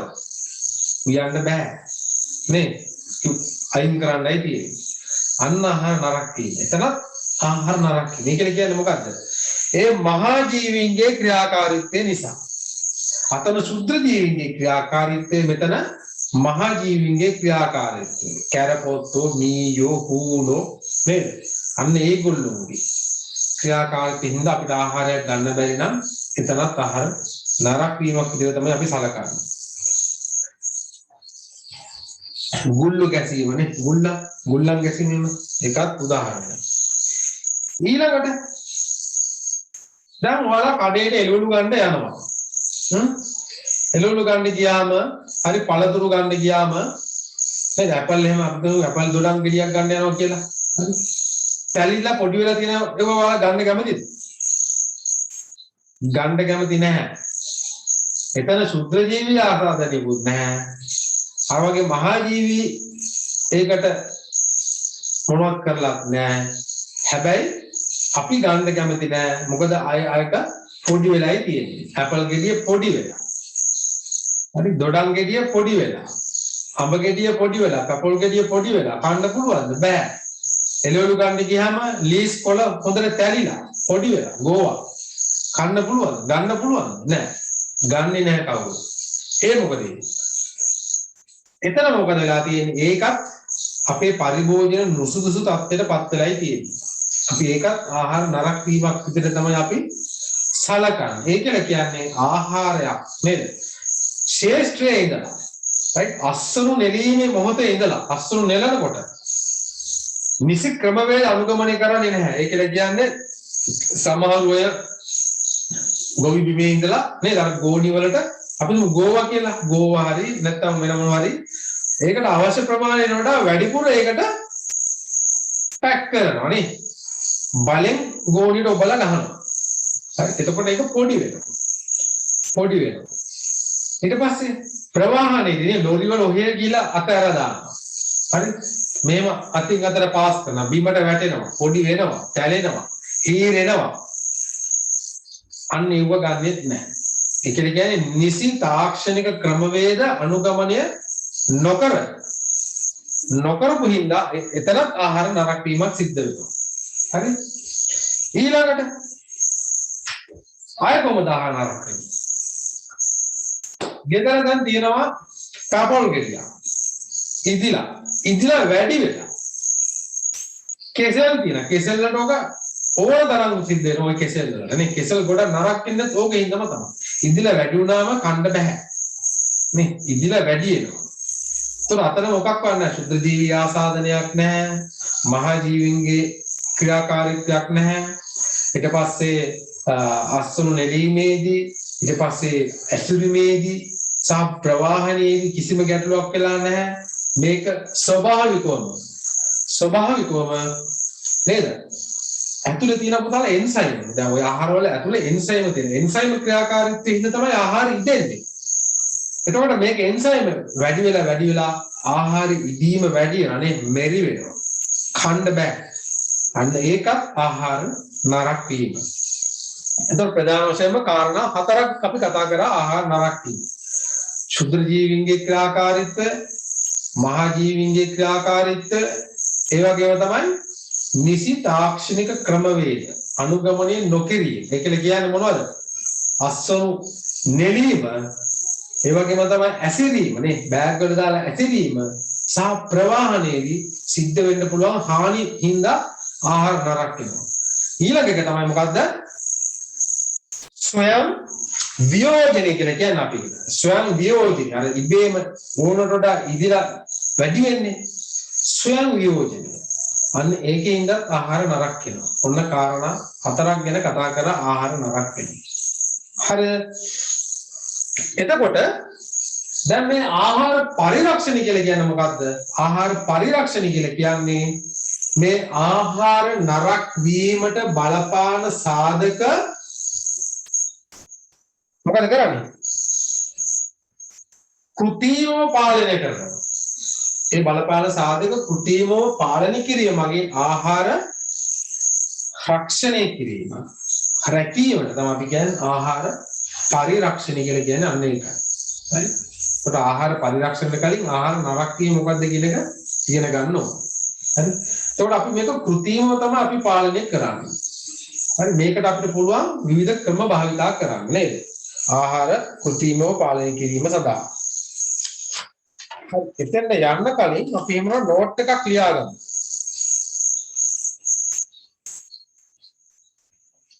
මම දාලා තියෙන මැසේජස් ගොඩාක් දාලා තියෙනවා.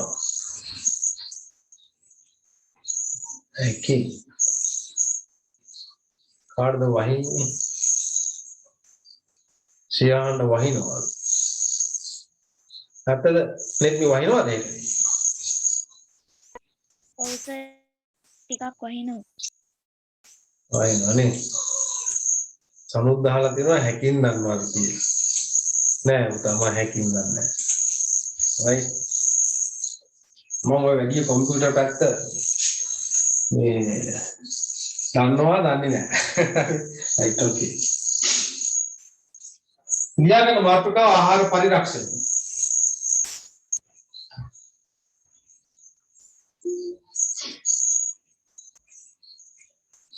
තරලකුණක් දාලා ලියා ගන්න.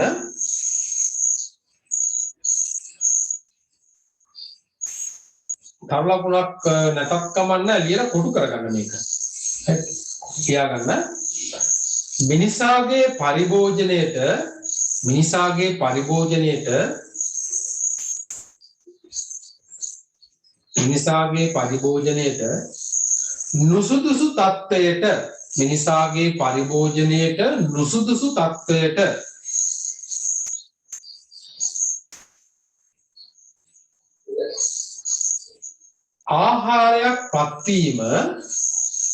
මිනිසාගේ පරිභෝජනයට නුසුදුසු තත්ත්වයට ආහාරයක් පත්වීම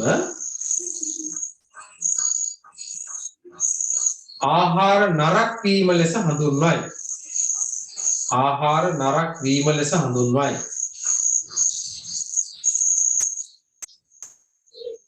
හරි.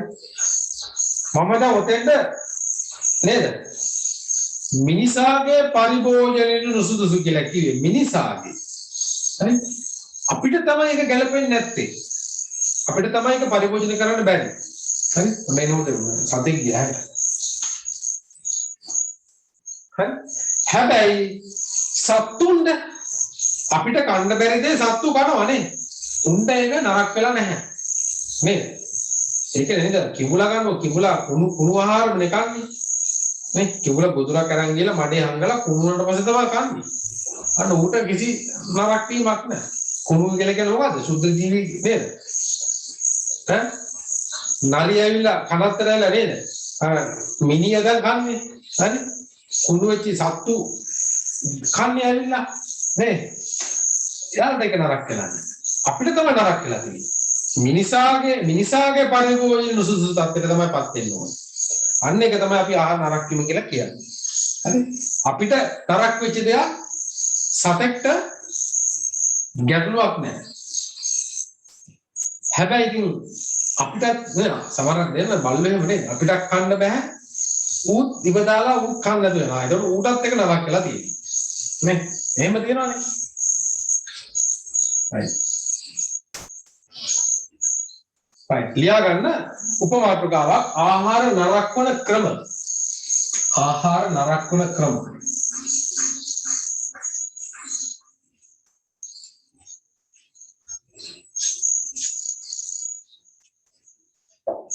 උපමාතෘකාව ආහාර නරක වන ක්‍රම.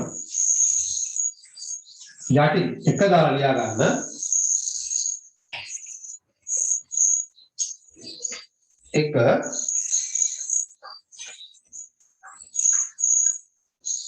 ශුද්ධජීවී ක්‍රියාකාරීත්වය. එක ශුද්ධජීවී ක්‍රියාකාරීත්වය.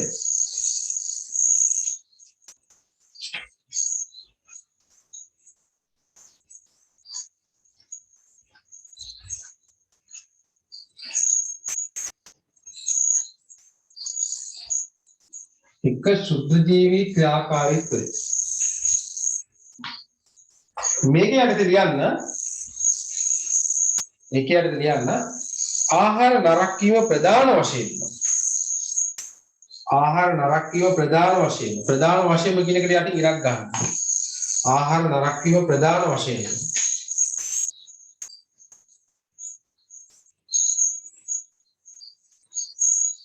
ආහාර නරක වීම ප්‍රධාන වශයෙන්.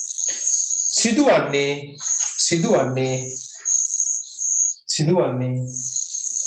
ආහාර මත ශුද්ධ ජීවීන්ගේ ක්‍රියාකාරීත්වය සහ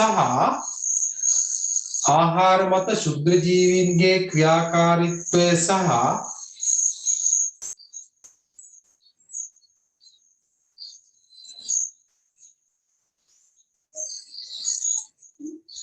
ශුද්ධ ජීවීන්ගේ ක්‍රියාකාරීත්වය සහ වර්ධනය වීම නිසාය.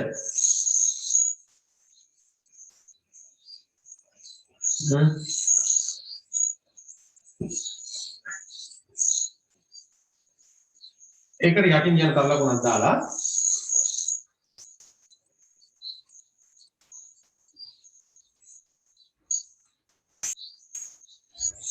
යන්න සාමාන්‍ය පරිසර සාමාන්‍ය පරිසර තත්ත්වයන් යටතේ සාමාන්‍ය පරිසර තත්ත්වයන් යටතේ සාමාන්‍ය පරිසර තත්ත්වයන් යටතේ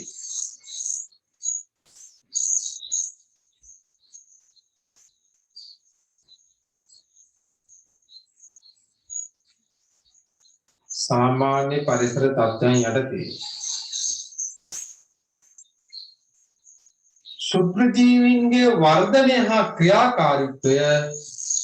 ශුද්ධ ජීවීන්ගේ වර්ධනය හා ක්‍රියාකාරීත්වය ඉතා වේගවත්ය. සාමාන්‍ය පරිසර තත්ත්වයන් යටතේ ශුද්ධ ජීවීන්ගේ වර්ධනය හා ක්‍රියාකාරීත්වය ඉතා වේගවත්ය.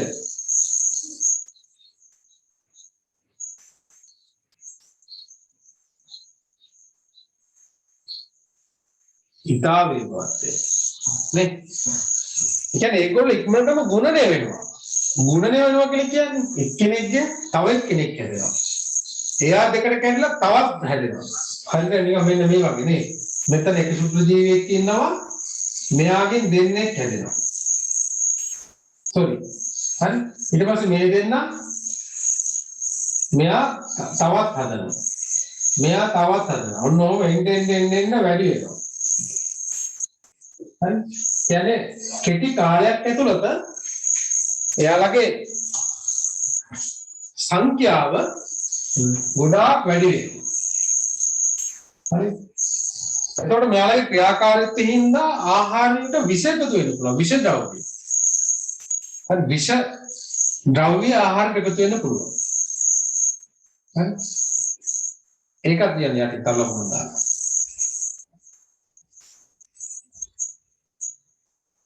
ශුද්ධජීවී ක්‍රියාකාරීත්වය මගින් ශුද්ධජීවී ක්‍රියාකාරීත්වය මගින් ශුද්ධජීවී ක්‍රියාකාරීත්වය මගින් ආහාරයට විවිධ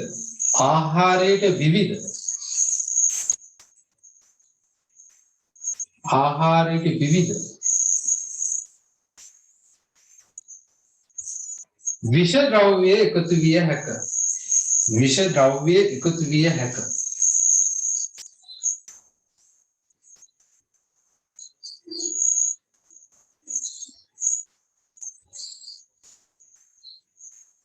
විෂ ද්‍රව්‍ය එකතු විය හැක.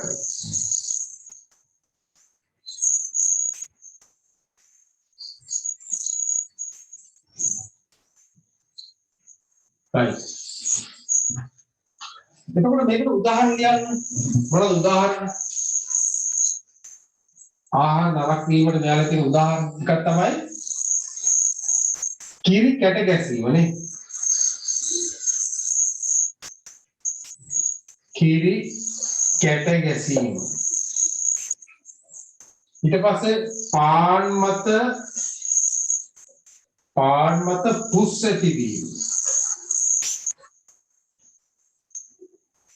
පාන් මත පුස් ඇතිවීම. මස් මාළු නරක් වීම නේද?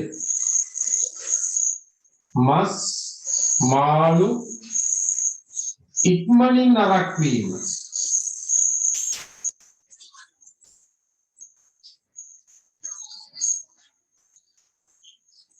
ඉක්මනින් නරක් වීම.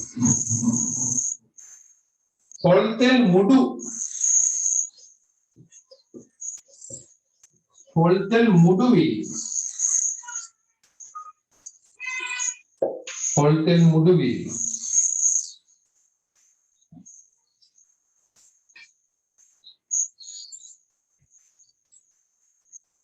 හරි.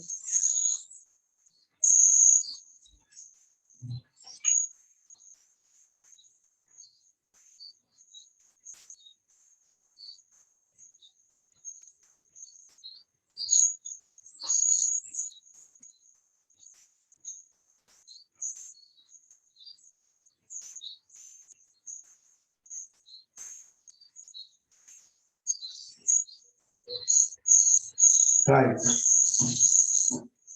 දෙවෙනි එක ලියා ගන්න. දෙවෙනි එක දැන් අපි පළවෙනි එක තමයි සුද්ධ ජීවී ක්‍රියාකාරීත්වය ලියුවේ. එතකොට දෙවෙනි එක ලියා ගන්න සුද්ධ ජීවී නෙවෙයි මෙතන කවුද? මහා ජීවී ක්‍රියාකාරීත්වය. මහා ජීවී ක්‍රියාකාරීත්වය.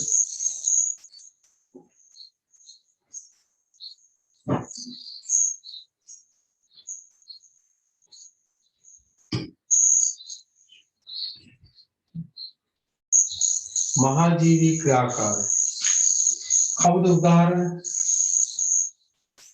හරි ඒකට කලින් මේක ලියලා ඉන්න. ලියන්න.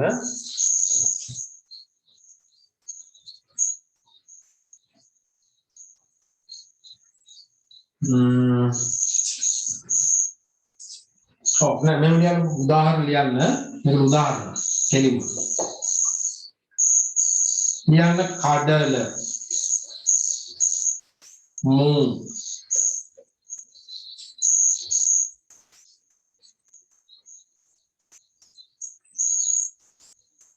we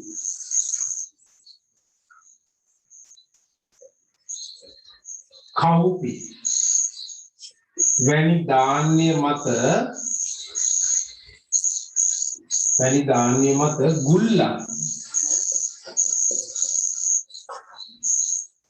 ගුල්ලන් සිටී. හරි. ඊළඟ එක ලියන්න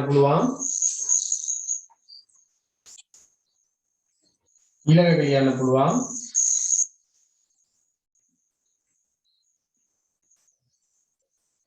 මීයන්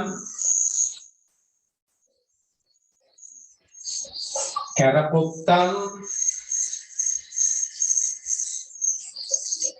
හූනන් වැනි සතුන්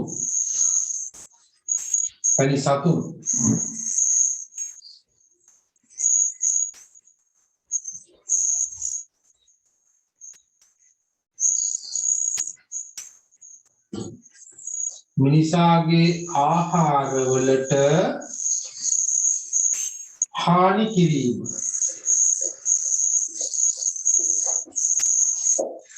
කිරීම කියලා කියන්නේ ඉතින් නේද? ඌ හිතාමතා ඉල කරන්නේ නැහැ නේද? ඌ හානියක් නෙවෙයි අතන වෙලා කනවා නේද ඒක? right? නැත්තම් එහෙම තමයි කියන්නේ හානි කිරීම.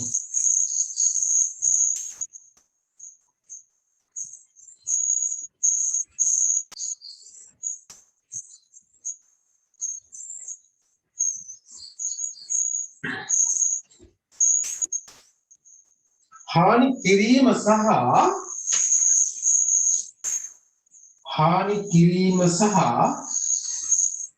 අපද්‍රව්‍ය දැමීම නේ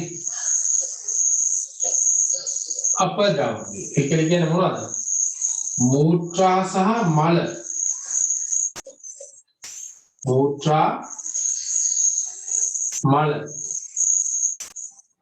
අපද්‍රව්‍ය දැමීම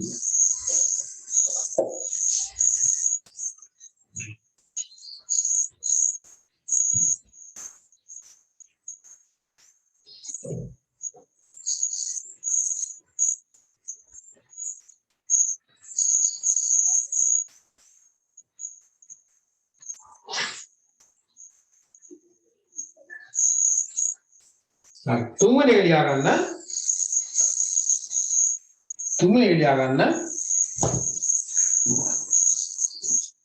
මෙවැනි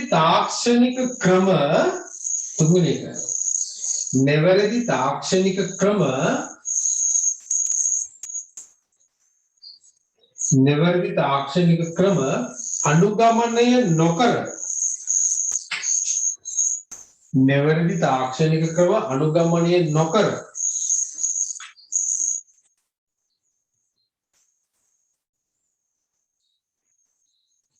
අස්සනු නෙලීම නිවැරදි තාක්ෂණික ක්‍රම අනුගමනය නොකර අස්සනු නෙලීම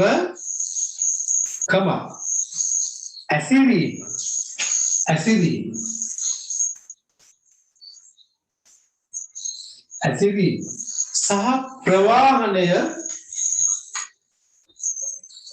සහ ප්‍රවාහනය මගින්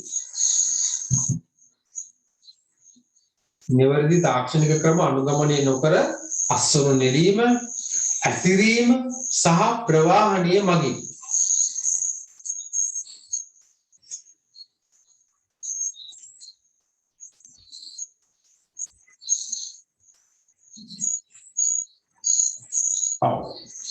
මෙතනදී මොකද වෙන්නේ? ඒ කියන්නේ ආහාරය කැලෙන්න පුළුවන්. පොඩි වෙන්න පුළුවන්. සීරෙන්න පුළුවන්. හරි? කැලේට කැඩෙන්න පුළුවන්. නේද? පතෝල වගේ දේවල් එහෙමනේ. පතෝල, රටකුළු. එහෙම ගහන්න බෑනේ. තක්කාලි පෙට්ටිය ගිහම මොනරට තක්කාලි පැක් කරන්න බෑනේ. ප්‍රවාහනයේදී හරියට ප්‍රවාහනය කරන්න ඕන නැත්නම් මේ තැලෙනවා පොඩි වෙනවා. ඒවා අපිට පරිභෝජන කරන්න බැරි වෙනවා. ජටිල යන තරමක් දාලා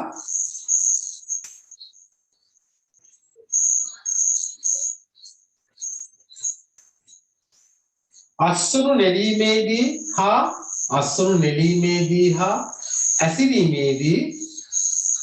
ඇසිරීමේදී අස්සනු නෙලීමේදී සහ ඇසිරීමේදී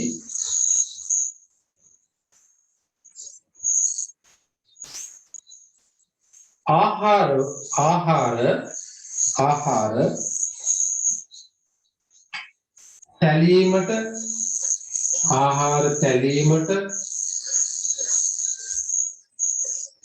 පොඩිවීමට සීරීමට සහ කුඩා කැබලි වලට කැඩීමට ලක්විය හැක.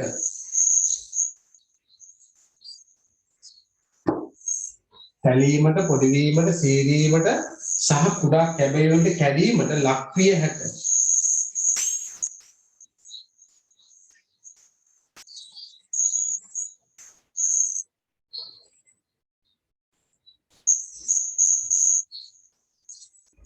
උදාහරණ ලියන්න යටින්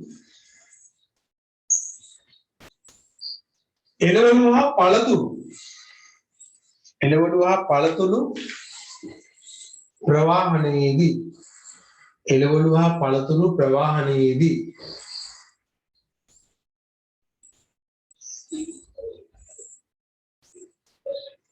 මෙය සිදුවිය හැක.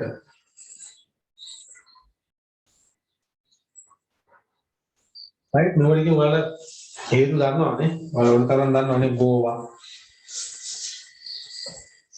වලට මේ කොටවල් බෑග් එක අස්සට මෙහෙමනේ වැඩි ප්‍රමාණයක් ගහන්න තියෙනවා. ෆුඩ් සිටි වලට මම ඔය ගන්නකොට ඔය කොහොම අයින් කරනවද මේ සාමාන්‍යයෙන් ඉතින් ඔය එළවලු කඩවලට ගන්නකොට ඉතින් ඔය හරියම ගන්නවා. මම ෆුඩ් සිටි වලට එහෙම ගන්නකොට හොඳට බලලා තමයි ගන්නේ. තැල්ල පොඩි වෙලා තිනවා අයින් කරනවා. අනිත් එක එහෙම තැල්ල පොඩි වෙලා තිබ්බම එතනින් ටක් ගාලා නරක් වෙනවා. නේ? සීරිලා ඒ වගේ තිබ්බම එතන සුද්ධ ජීවි ආසාදන දැන් හිතමු ඇපල් කියලා. ඇපල් ගෙඩියක් ගිහිල්ලා හැම තිබුණොත් මෙතනින් සුද්ධ ජීවි නැතුල් වෙනවා. නැතුල් වෙලා ඒක නරක් වෙන එක්කලට. අනිත් එක තමයි ඒකේ වෙනවා අර නේද? දුමුරු පැහැදෙනවනේ. වායුගෝල ඔක්සිජන් එක ක්‍රියා කරලා දුමුරු පැහැදෙනවා. හරි. ඒක කන්න බෑ.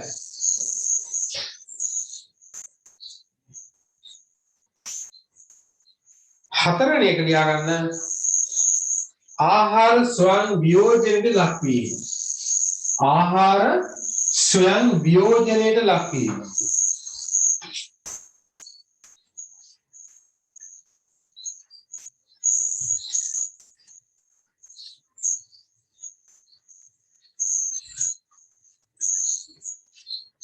ආහාර ස්වයං වියෝජනයට ලක්වීම. දැන් මෙතෙන්දී නේද ආහාරය ඉදීම සඳහා වැදගත් වෙනවා ඒක තුල තියෙන එන්සයිම්. පළතුරක් ඉදීමේදී ඒක තුල තියෙන රසායනික ද්‍රව්‍යයක් අපි කියන එන්සයිම් කියලා කියනවා. මේ එන්සයිම් ක්‍රියාකාරීත්වය වැඩි වෙලා ඒ ආහාරය ඕනට වඩා ඉදෙනවා. නේ අපි කියන්නේ මෙරි වෙලා තියෙනවා කියලා එබෙනවා. right ඒක කන්න බෑ. ලියන්නේ යටි තලකුණක් දාලා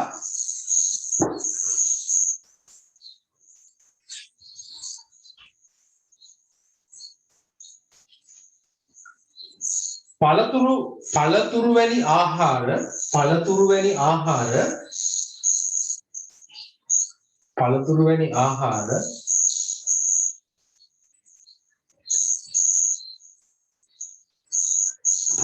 ආහාර එන්සයිමීය ක්‍රියාකාරීත්වයේ හේතුවෙන් එන්සයිමීය ක්‍රියාකාරීත්වයේ හේතුවෙන්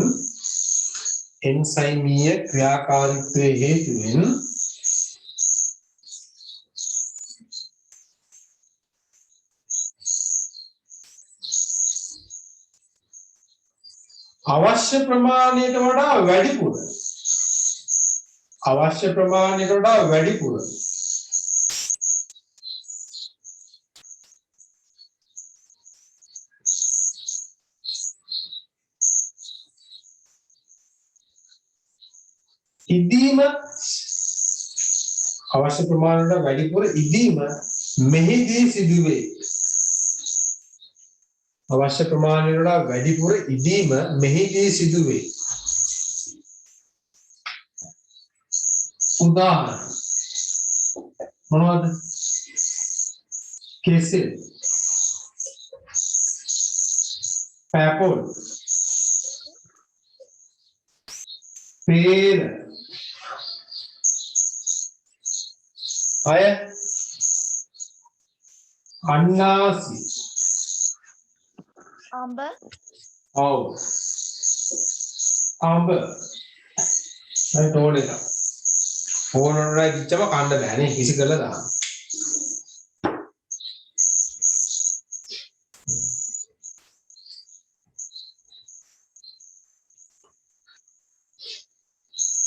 දැන් උදාහරණ හොඳම උදාහරණ වල දැන් අලිපේරේ කඩනකොට අලිපේරේ කඩනකොට අලිපේරේ ගෙඩිය බිමට වටනට පස්සේ ආයි ඉතින් ඒක වැඩක් නැහැනේ කැලේනවා නේ කැලේනවා පස්සේ එතන නරක්ක නැහැ ඉක්මනටම හරි අන්න ඒක කියන්නේ අර නිවැරදි ක්‍රමවේදයට අසුරු නෙලන්න ඕන නේ අපි අර කොක්කක් එම හදාගෙන අර ගොට්ටක් වගේ එකක් හදාගෙන එහෙම අන්නාසි මේ අලිපේරේ කඩන්නේ රාමුටන් ඒවත් එහෙමයි රාමුටන් පැපොන් නේද පැපොන් කඩන්න ඉතින් නේද එළිය බිමට දාන්න බෑනේ නේ හරියට නිසි ක්‍රමවේදයක කඩන්න ඕනේ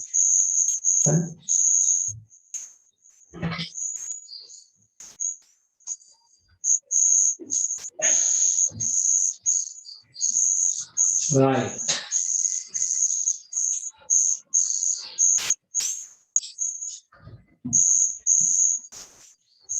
එතකොට වලට ඔක මතකයේ තියෙන ලේසි වෙන්න මෙන්න මේක අනගන්න අපි ආහාර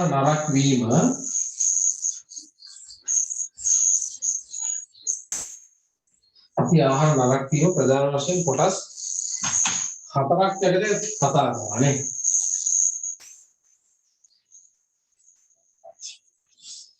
ප්‍රධාන වශයෙන් කොටස් හතරක් ගැන අපි කතා කරනවා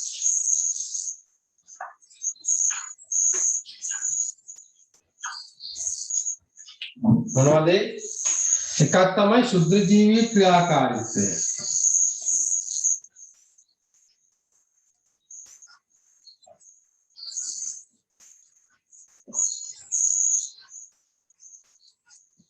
ශුද්ධ ජීවී ක්‍රියාකාරීත්වය එක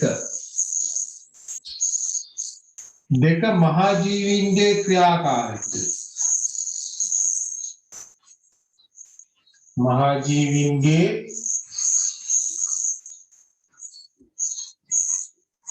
ක්‍රියාකාරීත්වය තුන්වෙනි එක තමයි මොකද නිසි තාක්ෂණික ක්‍රමවේද අනුගමනය නොකිරීම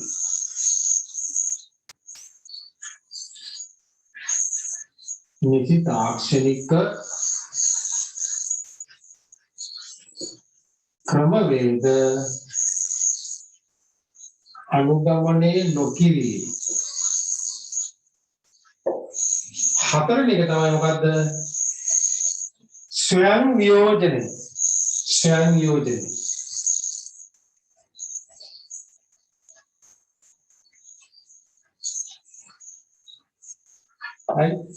මේක පොතේ ලියාගෙන ඔයාලා මේකට යටින් පන්ති ඉවර වෙලා පොඩ්ඩක් ඉඳ තියාගෙන අර උදාහරණ ටික කෙටියෙන් දාගන්න ශුද්ධ ජීවී ක්‍රියාකාරීත්වය මොනවද බැක්ටීරියා නේ උදාහරණ ලියාගන්න පාන් මත පුස් ඇතිවීම කිරි කැට ගැසීම අනේ ටික මේකට යටින් දාගන්න මහා ජීවී ක්‍රියාකාරීත්වය නේ මොනවද බුල්ලන් ඇතිවීම මීයන් කැරපොත්තන් ආහාරයට හානි සිදු කිරීම අනේ ටික නිසි තාක්ෂණික ක්‍රමයෙන් අනුගමනය නොකිරීම මොනවද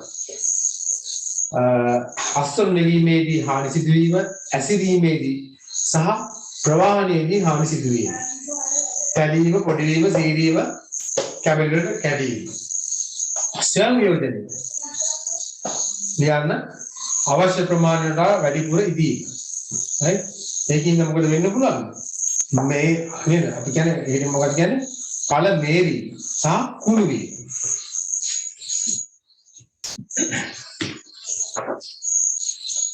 ඔබ ලියා ගන්න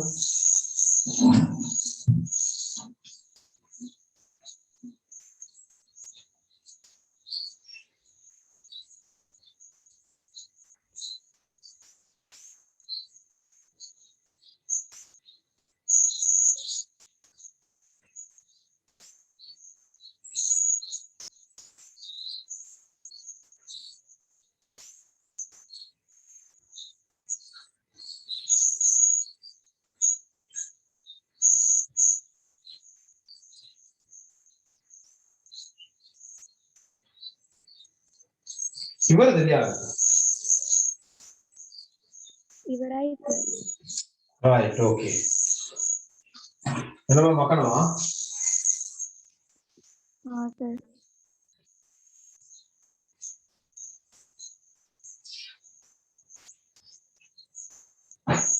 දැන් යාගන මාතෘකාව අපි මුලින්ම දිව්වා ආහාර පරිරක්ෂණය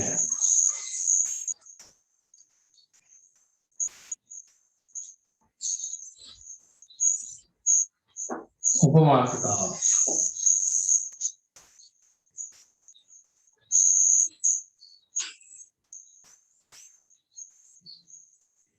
මොකක්ද ආහාර පරිරක්ෂණය කියලා කියන්නේ ආහාර පරිරක්ෂණය කියලා කියන්නේ ආහාර නරක වීමට බලපාන ප්‍රධාන සාධක නැත්නම් ආහාර පරිරක්ෂණය ආහාර නරක වීමට බලපාන සාධක කෘතියව පාලනය කිරීම මගින් ආහාර කල් තබා ගැනීමේ ක්‍රියාවලියට තමයි අපි කියන්නේ ආහාර පරිරක්ෂණය right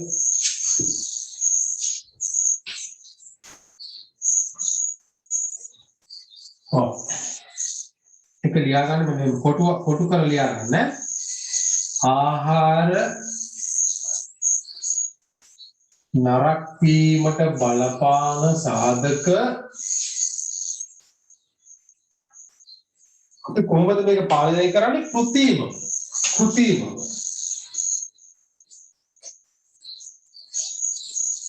කෘත්‍රිමව පාලනය කිරීම මගින්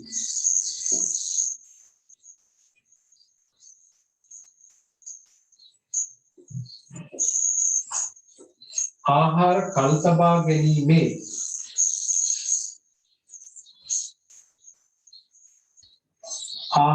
කල් තබා ගැනීමේ ක්‍රියාවලියයි මේක කොටු කරගන්න ඔන්න අර්ථ දැක්වීම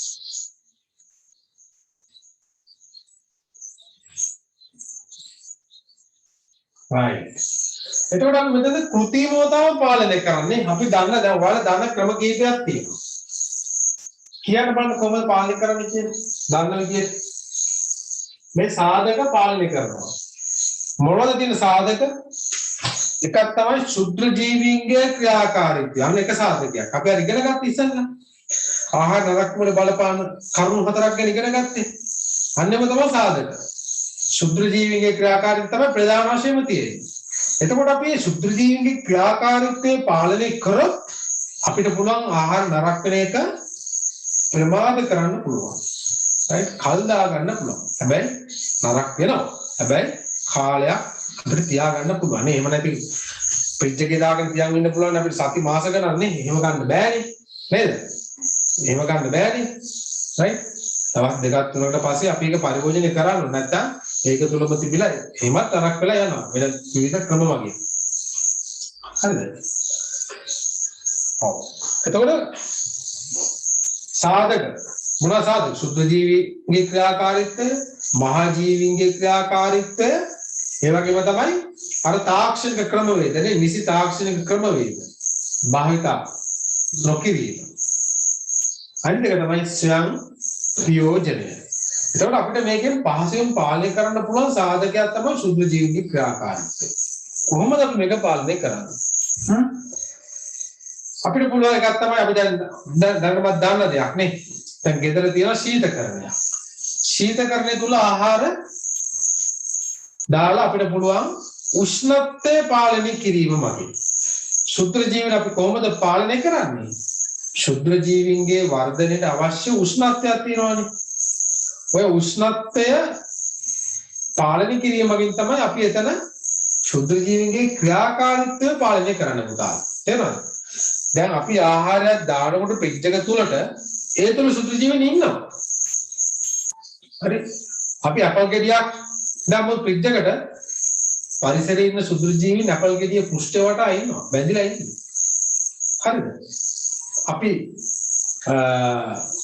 මොකද මේ බාහිර පරිසරයේ විනාඩියක් දෙකක් තිබ්බනම් ඇති. සුදු ජීවීන් ඇවිල්ලා වහනවා. ඕකේ. සුදු ජීවීන් ඉන්නවා. හැබැයි ඒගොල්ලෝ ඕනට වඩා වැඩි වුණොත් තමයි අපිට ආහාර ගන්න බැරි වෙන්නේ නේ. දැන් අපි පාන් පෙත්තක් අපි කෑවොත් එහෙමනේ. අපි පාන් පෙත්තක් දැන් උදේ දාන පාන් හවස ගේනවා. ওই පරිසරයේ නෙදීන බාහිර පරිසරය නිරාවරණය වෙලා වෙමින් පවතින. සුදු ජීවීන් ඕකට එකතු වෙනවා. හැබැයි අපි එක දවසක් ඇතුළත අපි ආහාර ගත්තොත් ගැටලුවක් නැහැ. ඒක කියන්නේ සුදු ජීවීන් ඉන්නවා. හැබැයි අර පරිභෝජන නුසුදුසු තත්ත්වයට ඒගොල්ලෝ වර්ධනය වෙලා නැහැ. හරි? ඒකන තව දවස් දෙකක් තුනක් යනවා. හරිද? ඒකට ඒ වගේ තමයි. එහෙනම් අපි දැන් මාළුව යලා මේ මාළුව දවසේ නරක් වෙනවා. හැබැයි අපි ඔක ෆ්‍රිජ් එක තුල දැම්මොත් එහෙම ඒක තුල සුදුරියෙන් ඉන්නවා. නේ? ඉන්නවා. හැබැයි එයාලා වර්ධනය වෙන්න දෙන්නේ නැහැ. ඒ අවශ්‍ය උෂ්ණත්වය දෙන්නේ නැහැ. ඊට වඩා අඩු උෂ්ණත්වයකට ඒගොල්ලෝ පාලනය කරගන්නේ. සෙල්සියස් අංශක 4 වල අධිශීත කරන දැන් සෙල්සියස් අංශක ඍණ 18 ඒ වගේ උෂ්ණත්වයකට ඒගොල්ලෝ පාලනය කරලා තියාගෙන ඉන්නවා. හරි? ෆ්‍රිජ් එකට කරන්ට් ගෙනගම ඒගොල්ලෝ ඇක්ටිව් නැහැ.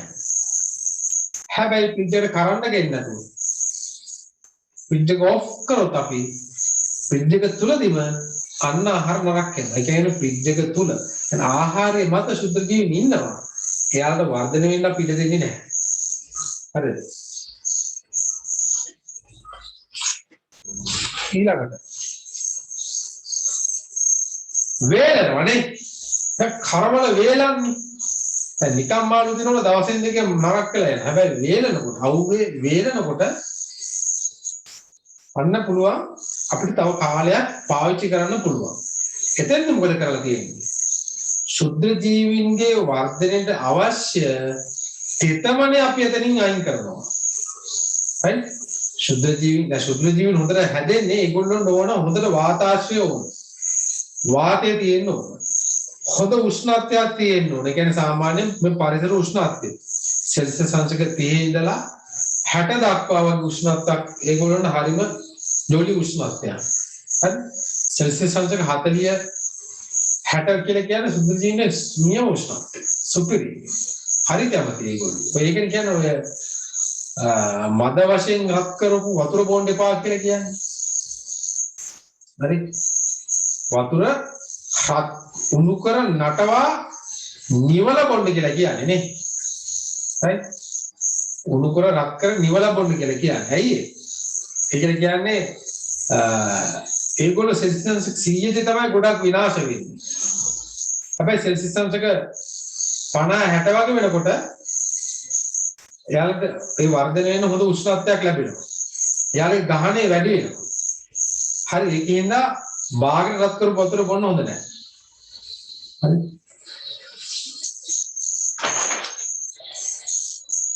හරි.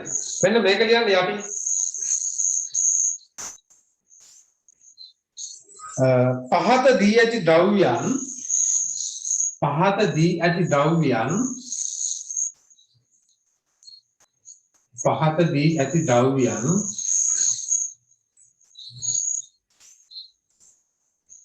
පහත දී ඇති ද්‍රව්‍යයන් වාතයට නිරාවරණය කර මේක ලියා ගන්න දුව ඔයා ඩිස්කනෙක්ට් වුණානේ ලියා ගන්න පහත දී ඇති ද්‍රව්‍යයන් වාතයට නිරාවරණය කර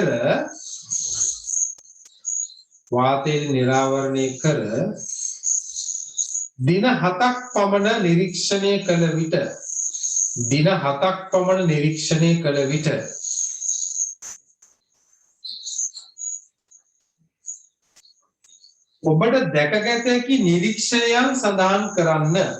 ඔබට දැකගත හැකි නිරීක්ෂණයන් සඳහන් කරන්න.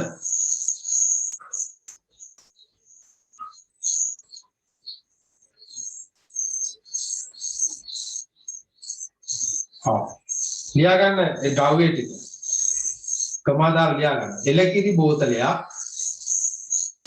බෝතලයක් බත් එලකිරි බෝතලයක් බත් අලුත් මාළු කල්කිරි බෝතලයක්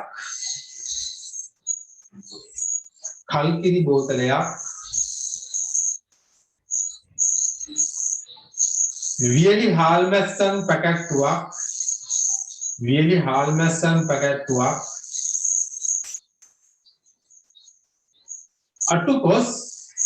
අටුකොස් ලුණු දෙහි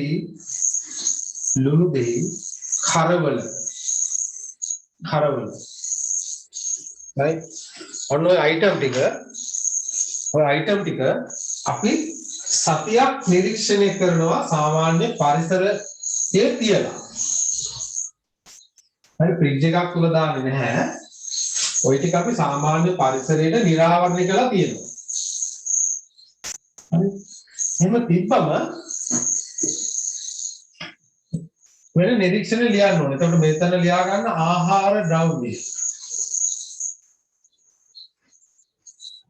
ආහාර ද්‍රව්‍ය කොටුවක් දාලා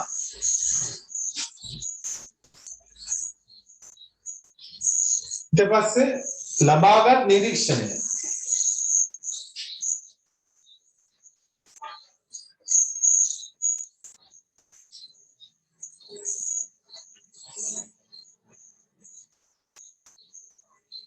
ආහාර ද්‍රව්‍ය ලබාගත් නිරීක්ෂණය අපි දැන් සතියක් තියලා තමයි බලන්නේ මොනවද ද්‍රව්‍ය ටික එලකිරි බෝතලයක්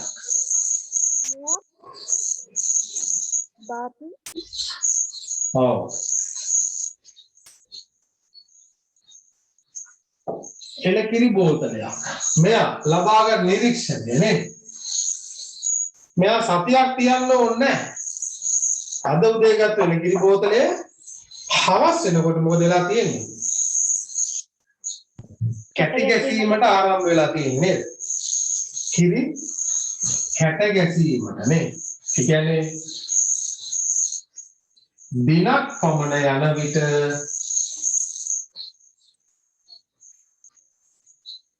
කිරි කැට ගැසී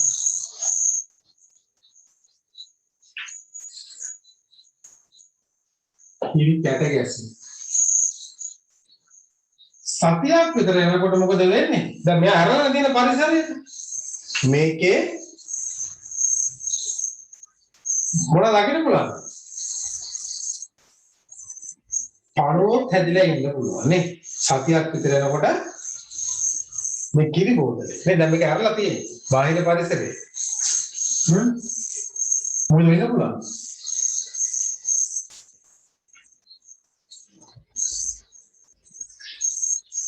සතියක් පමණ යන විට පණුවන් දැකගත හැකිය.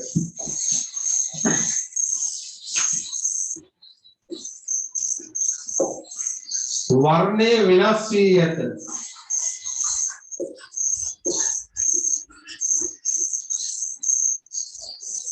ගන්ධය නේ දුර්ගන්ධයක්.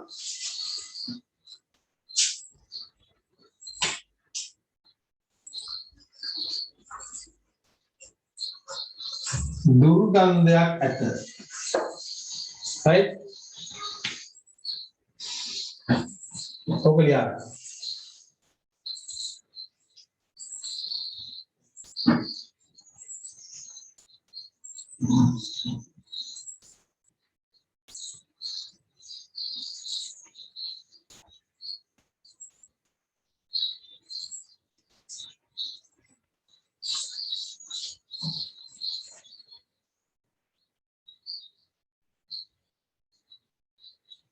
හරිද?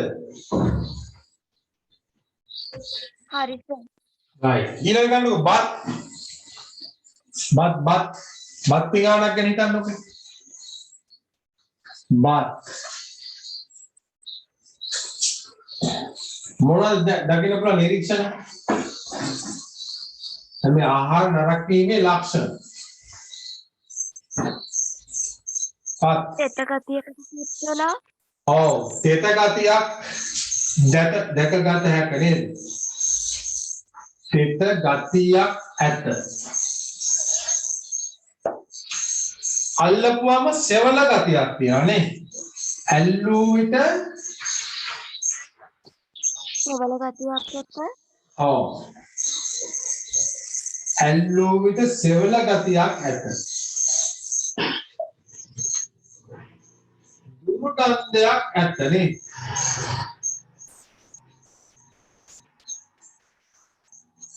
දුර්ගන්ධයක් ඇත. වයනය වෙනස් වේ. ඔව් වයන තමයි අර සෙවල ගතිය කියලා කියන්නේ ඒක තමයි. අල්ලපුවම දැනෙන දේ. සෙවල ගතිය අපි අල්ලලා බලන්න වෙන වර්ණය වෙනස් වෙලා තියෙනවා නේද? වර්ණය වෙනස් වේ. මේකේ මොකද වෙන්නේ? පණුවන් හැදෙන්න පුළුවන් මේකෙත් නේද? සතියක් විතර යනකොට.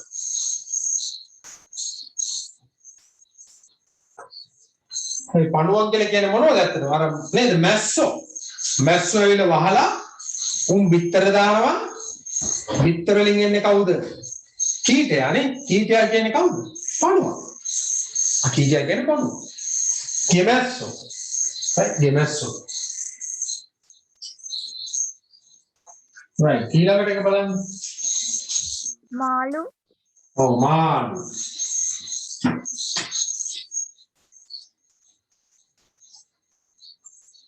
හැබැයි පුතා ළමයි අරක ලියා ගන්න. ඔව් එකක් ඉක්මනින් නරක් වෙනවා. right මාළු. මාළු මොකද අත්තේ? මෙයා ඉක්මනින් නරක් වේ. ඉක්මනින් නරක් වේ. ගන්ධය වෙනස් වේ. ගඳ ගන්නවා නේ. ගන්ධය වෙනස් කියන්නේ දුර්ගන්ධයක් නේ. පොඩක් ඉන්න. ඒක අපි ලියමු මෙහෙම දුර්ගන්ධයක් හමයි.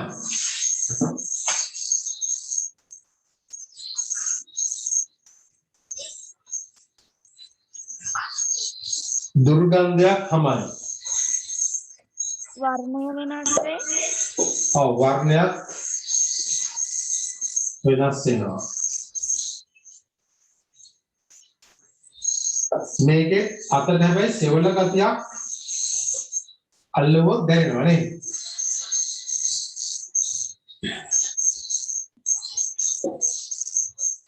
ඇල්ලුවොත් සෙවල ගතියක් දැනේ.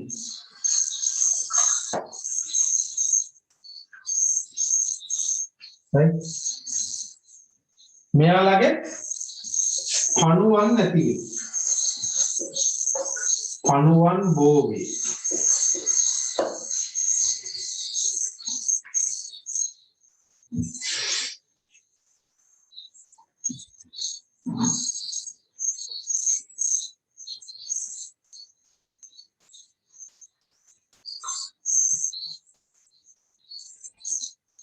හරි ඊළඟ එක බලන්න.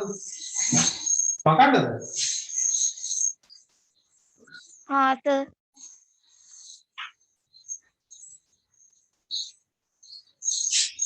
මකනවා.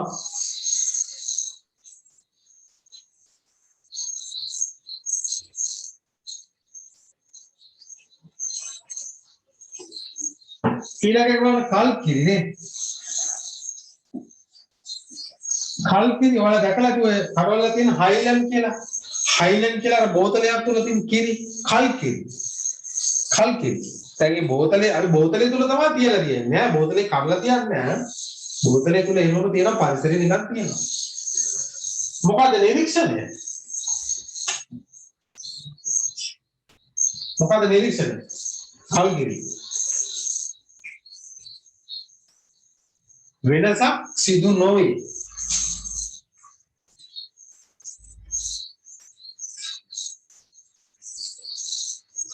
කල්කිරි නරක් වෙන්නේ නැත. right කල්කිරි නරක් වෙනවා ගොඩක් කාලයක් ගියාට පස්සේ. හරි කල්කිරි කියලා බෝතලයක් තුල තියලා තියෙන්නේ අපි කියන්නේ පැස්ටරීකරණය කරපු කිරි කියලා කියන්නේ. පැස්ටරීකරණය කරපු කිරි කියලා තමයි කියන්නේ. ඒතර මේ කිරි බෝතලය තුලට වාතය ඇතුල් වෙන්නේ නැහැ. ඒකෙන්ද වාතයේ ඉන්න සුදු ජීවීන් බෝතලය තුලට ඇතුල් වෙන්නේ නැහැ. බෝතලය තුල සුදු ජීවීන් නැහැ. හරි බෝතලය තුල සුදු ජීවීන් විනාශ කරලා දාලා තියෙන්නේ. හරි ඒක වෙනම ක්‍රියාවලියක් පැස්ටරීකරණය කියලා කියන්නේ ක්‍රියාවලියට. ඒකෙදි කීප වතාවක්ම රත් කරනවා. එකපාරක් නෙවෙයි. පළවෙනි පාර රත් කරනවා. එතකොට ඒකේ ඉන්න ජීවීන් ටික මැරෙනවා. හැබැයි ඒ ජීවීන්ගේ තියෙනවා නේද? ඒගොල්ලෝ කෝෂ්ඨ හදා ගන්නවා. හරි ඒ කෝෂ්ඨ ඒකේ තැන්පත් වෙනවා. අර ජීවීන් ටික ගියාට යාළුගේ කෝෂ්ඨ ඉතිරි වෙනවා. ඒ හරිය නිකන් අර බීජයක් වගේ.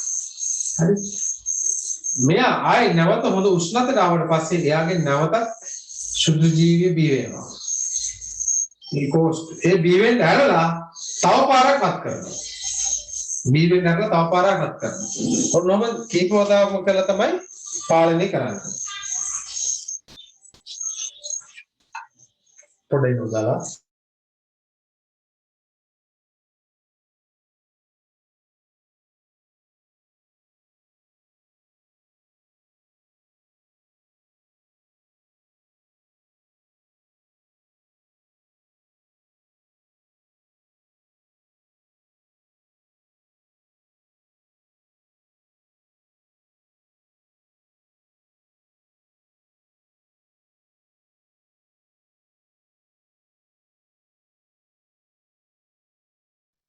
සර් මයික් එක ඔෆ් වෙලා තියෙන්නේ.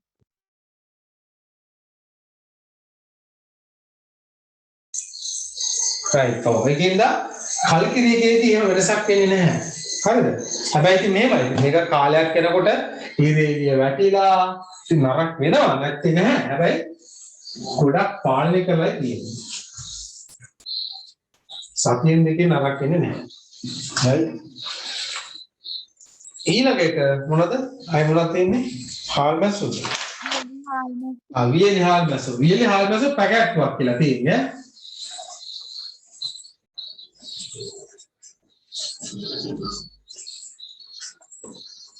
වියලි හාල්මැස්සන් පැකට්ටුවක්.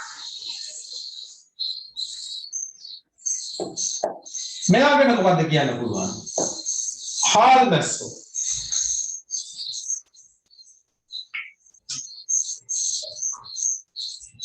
මොකක්ද කියන්න පුළුවන්?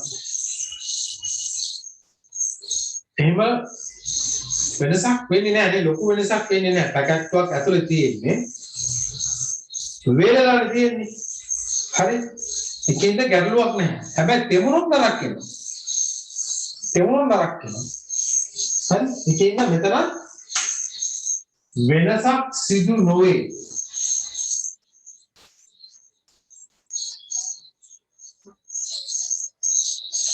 right මෙයා තියාගන්න පුළුවන්. කඩවල වල තියෙන හාල්මැස්ස ගෝණි ගහලා නේද?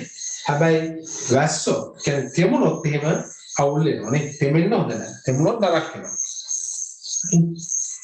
ඒක තරත් අවුලක් නැහැ. ඊළඟ මොනවද දෙන්නේ? අටුකොස්. ඔව්. අටුකොස් කියන මොකද කියන්නේ? අටුකොස් කියන්නේ කොස් වේලන නේ. ඔව් ඒකත් එහෙම තමයි. ඒත් එහෙම අවුලක් වෙන්නේ නැහැ. අටුකොස්. ඔව්.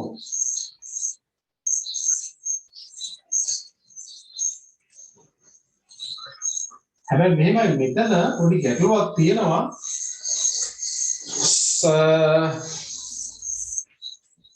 උත්සව හැදෙන්න පුළුවන්කමකුත් තියෙනවා. right වායුගෝලයෙන් නිරාවරණය වෙලා තිබුණොත් එහෙම කොස් වේලලා තමයි තියෙන්නේ. හැබැයි තෙතමනේ පරිසරයක් එහෙම තිබුණොත් පුස් හැදෙන්න පුළුවන් ඈ. හරි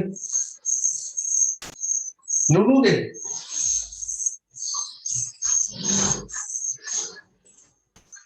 දැන් බෝතලේ තුනනේ තියෙන්නේ.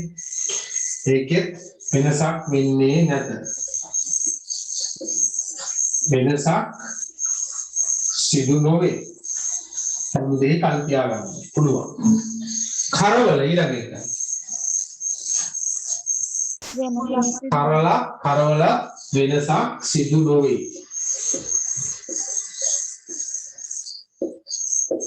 right. දැන් බලන්න මෙතෙන්දී නේද? මේ සෙට් එක වියලි ද්‍රව්‍ය. මෙතන ලුණුත් නේ දෙහි දාලා තියෙන ලුණු දාලා තියෙන්නේ. කරවලක් වේලලා තියෙන්නේ. කින්දා මෙන්න මෙවුවා ආහාර පරිරක්ෂණය කරලායි තියෙන්නේ මේකේ. අර වගේ ආහාර පරිරක්ෂණය කරලා තිබුණේ නැහැ. හැබැයි අර මොනවාද කල්කිරියකේ ඒක පරිරක්ෂණය කරලායි තිබුණේ. කල්කිරියක පරිරක්ෂණය කරලා තිබුණේ අනිත් ඒවා පරිරක්ෂණය කරලා තිබුණේ නැහැ. ඒකෙන් ඒවා ඉක්මනටම නරක වුණා. මේ පරිරක්ෂණය කරපු ටික කල් පවතුනා නේද? වියලි හාල් වැස්සොන්ගේ මොනවද කරේ? සුද්ධ ජීවි වර්ධනයට අවශ්‍ය තෙතමනේ අයින් කරලායි තියෙන්නේ. තෙතමනේ මෙයාලගෙන් අයින් කරලා තියෙන්නේ. තෙතමනේ වැඩි වුණාම තමයි සුද්ධ ජීවි ක්‍රියාකාරීත්වය වැඩි. ඒකෙන්ද සුද්ධ ජීවිගේ ඉන්නවා හිටියට එයාලගේ එහෙම ක්‍රියාකාරීත්වය සිදු වෙන්නේ නැහැ. අටුකොස් වලත් එහෙමයි, ලුණු දෙහි වලත් එහෙමයි, කරවල වලත් එහෙමයි. right. අපි එහෙනම් මේ පාඩමේ ඉතිරි කොටස ඊළඟ දවසේ සාකච්ඡා කරමු. හරියට මොනවද ගැටලුවක් තියනවද? නැරනේ? ඕකේ. එමනම් අදට පන්ති නවත්තනවා. එමනම් good night හැමෝටම. good night Good night.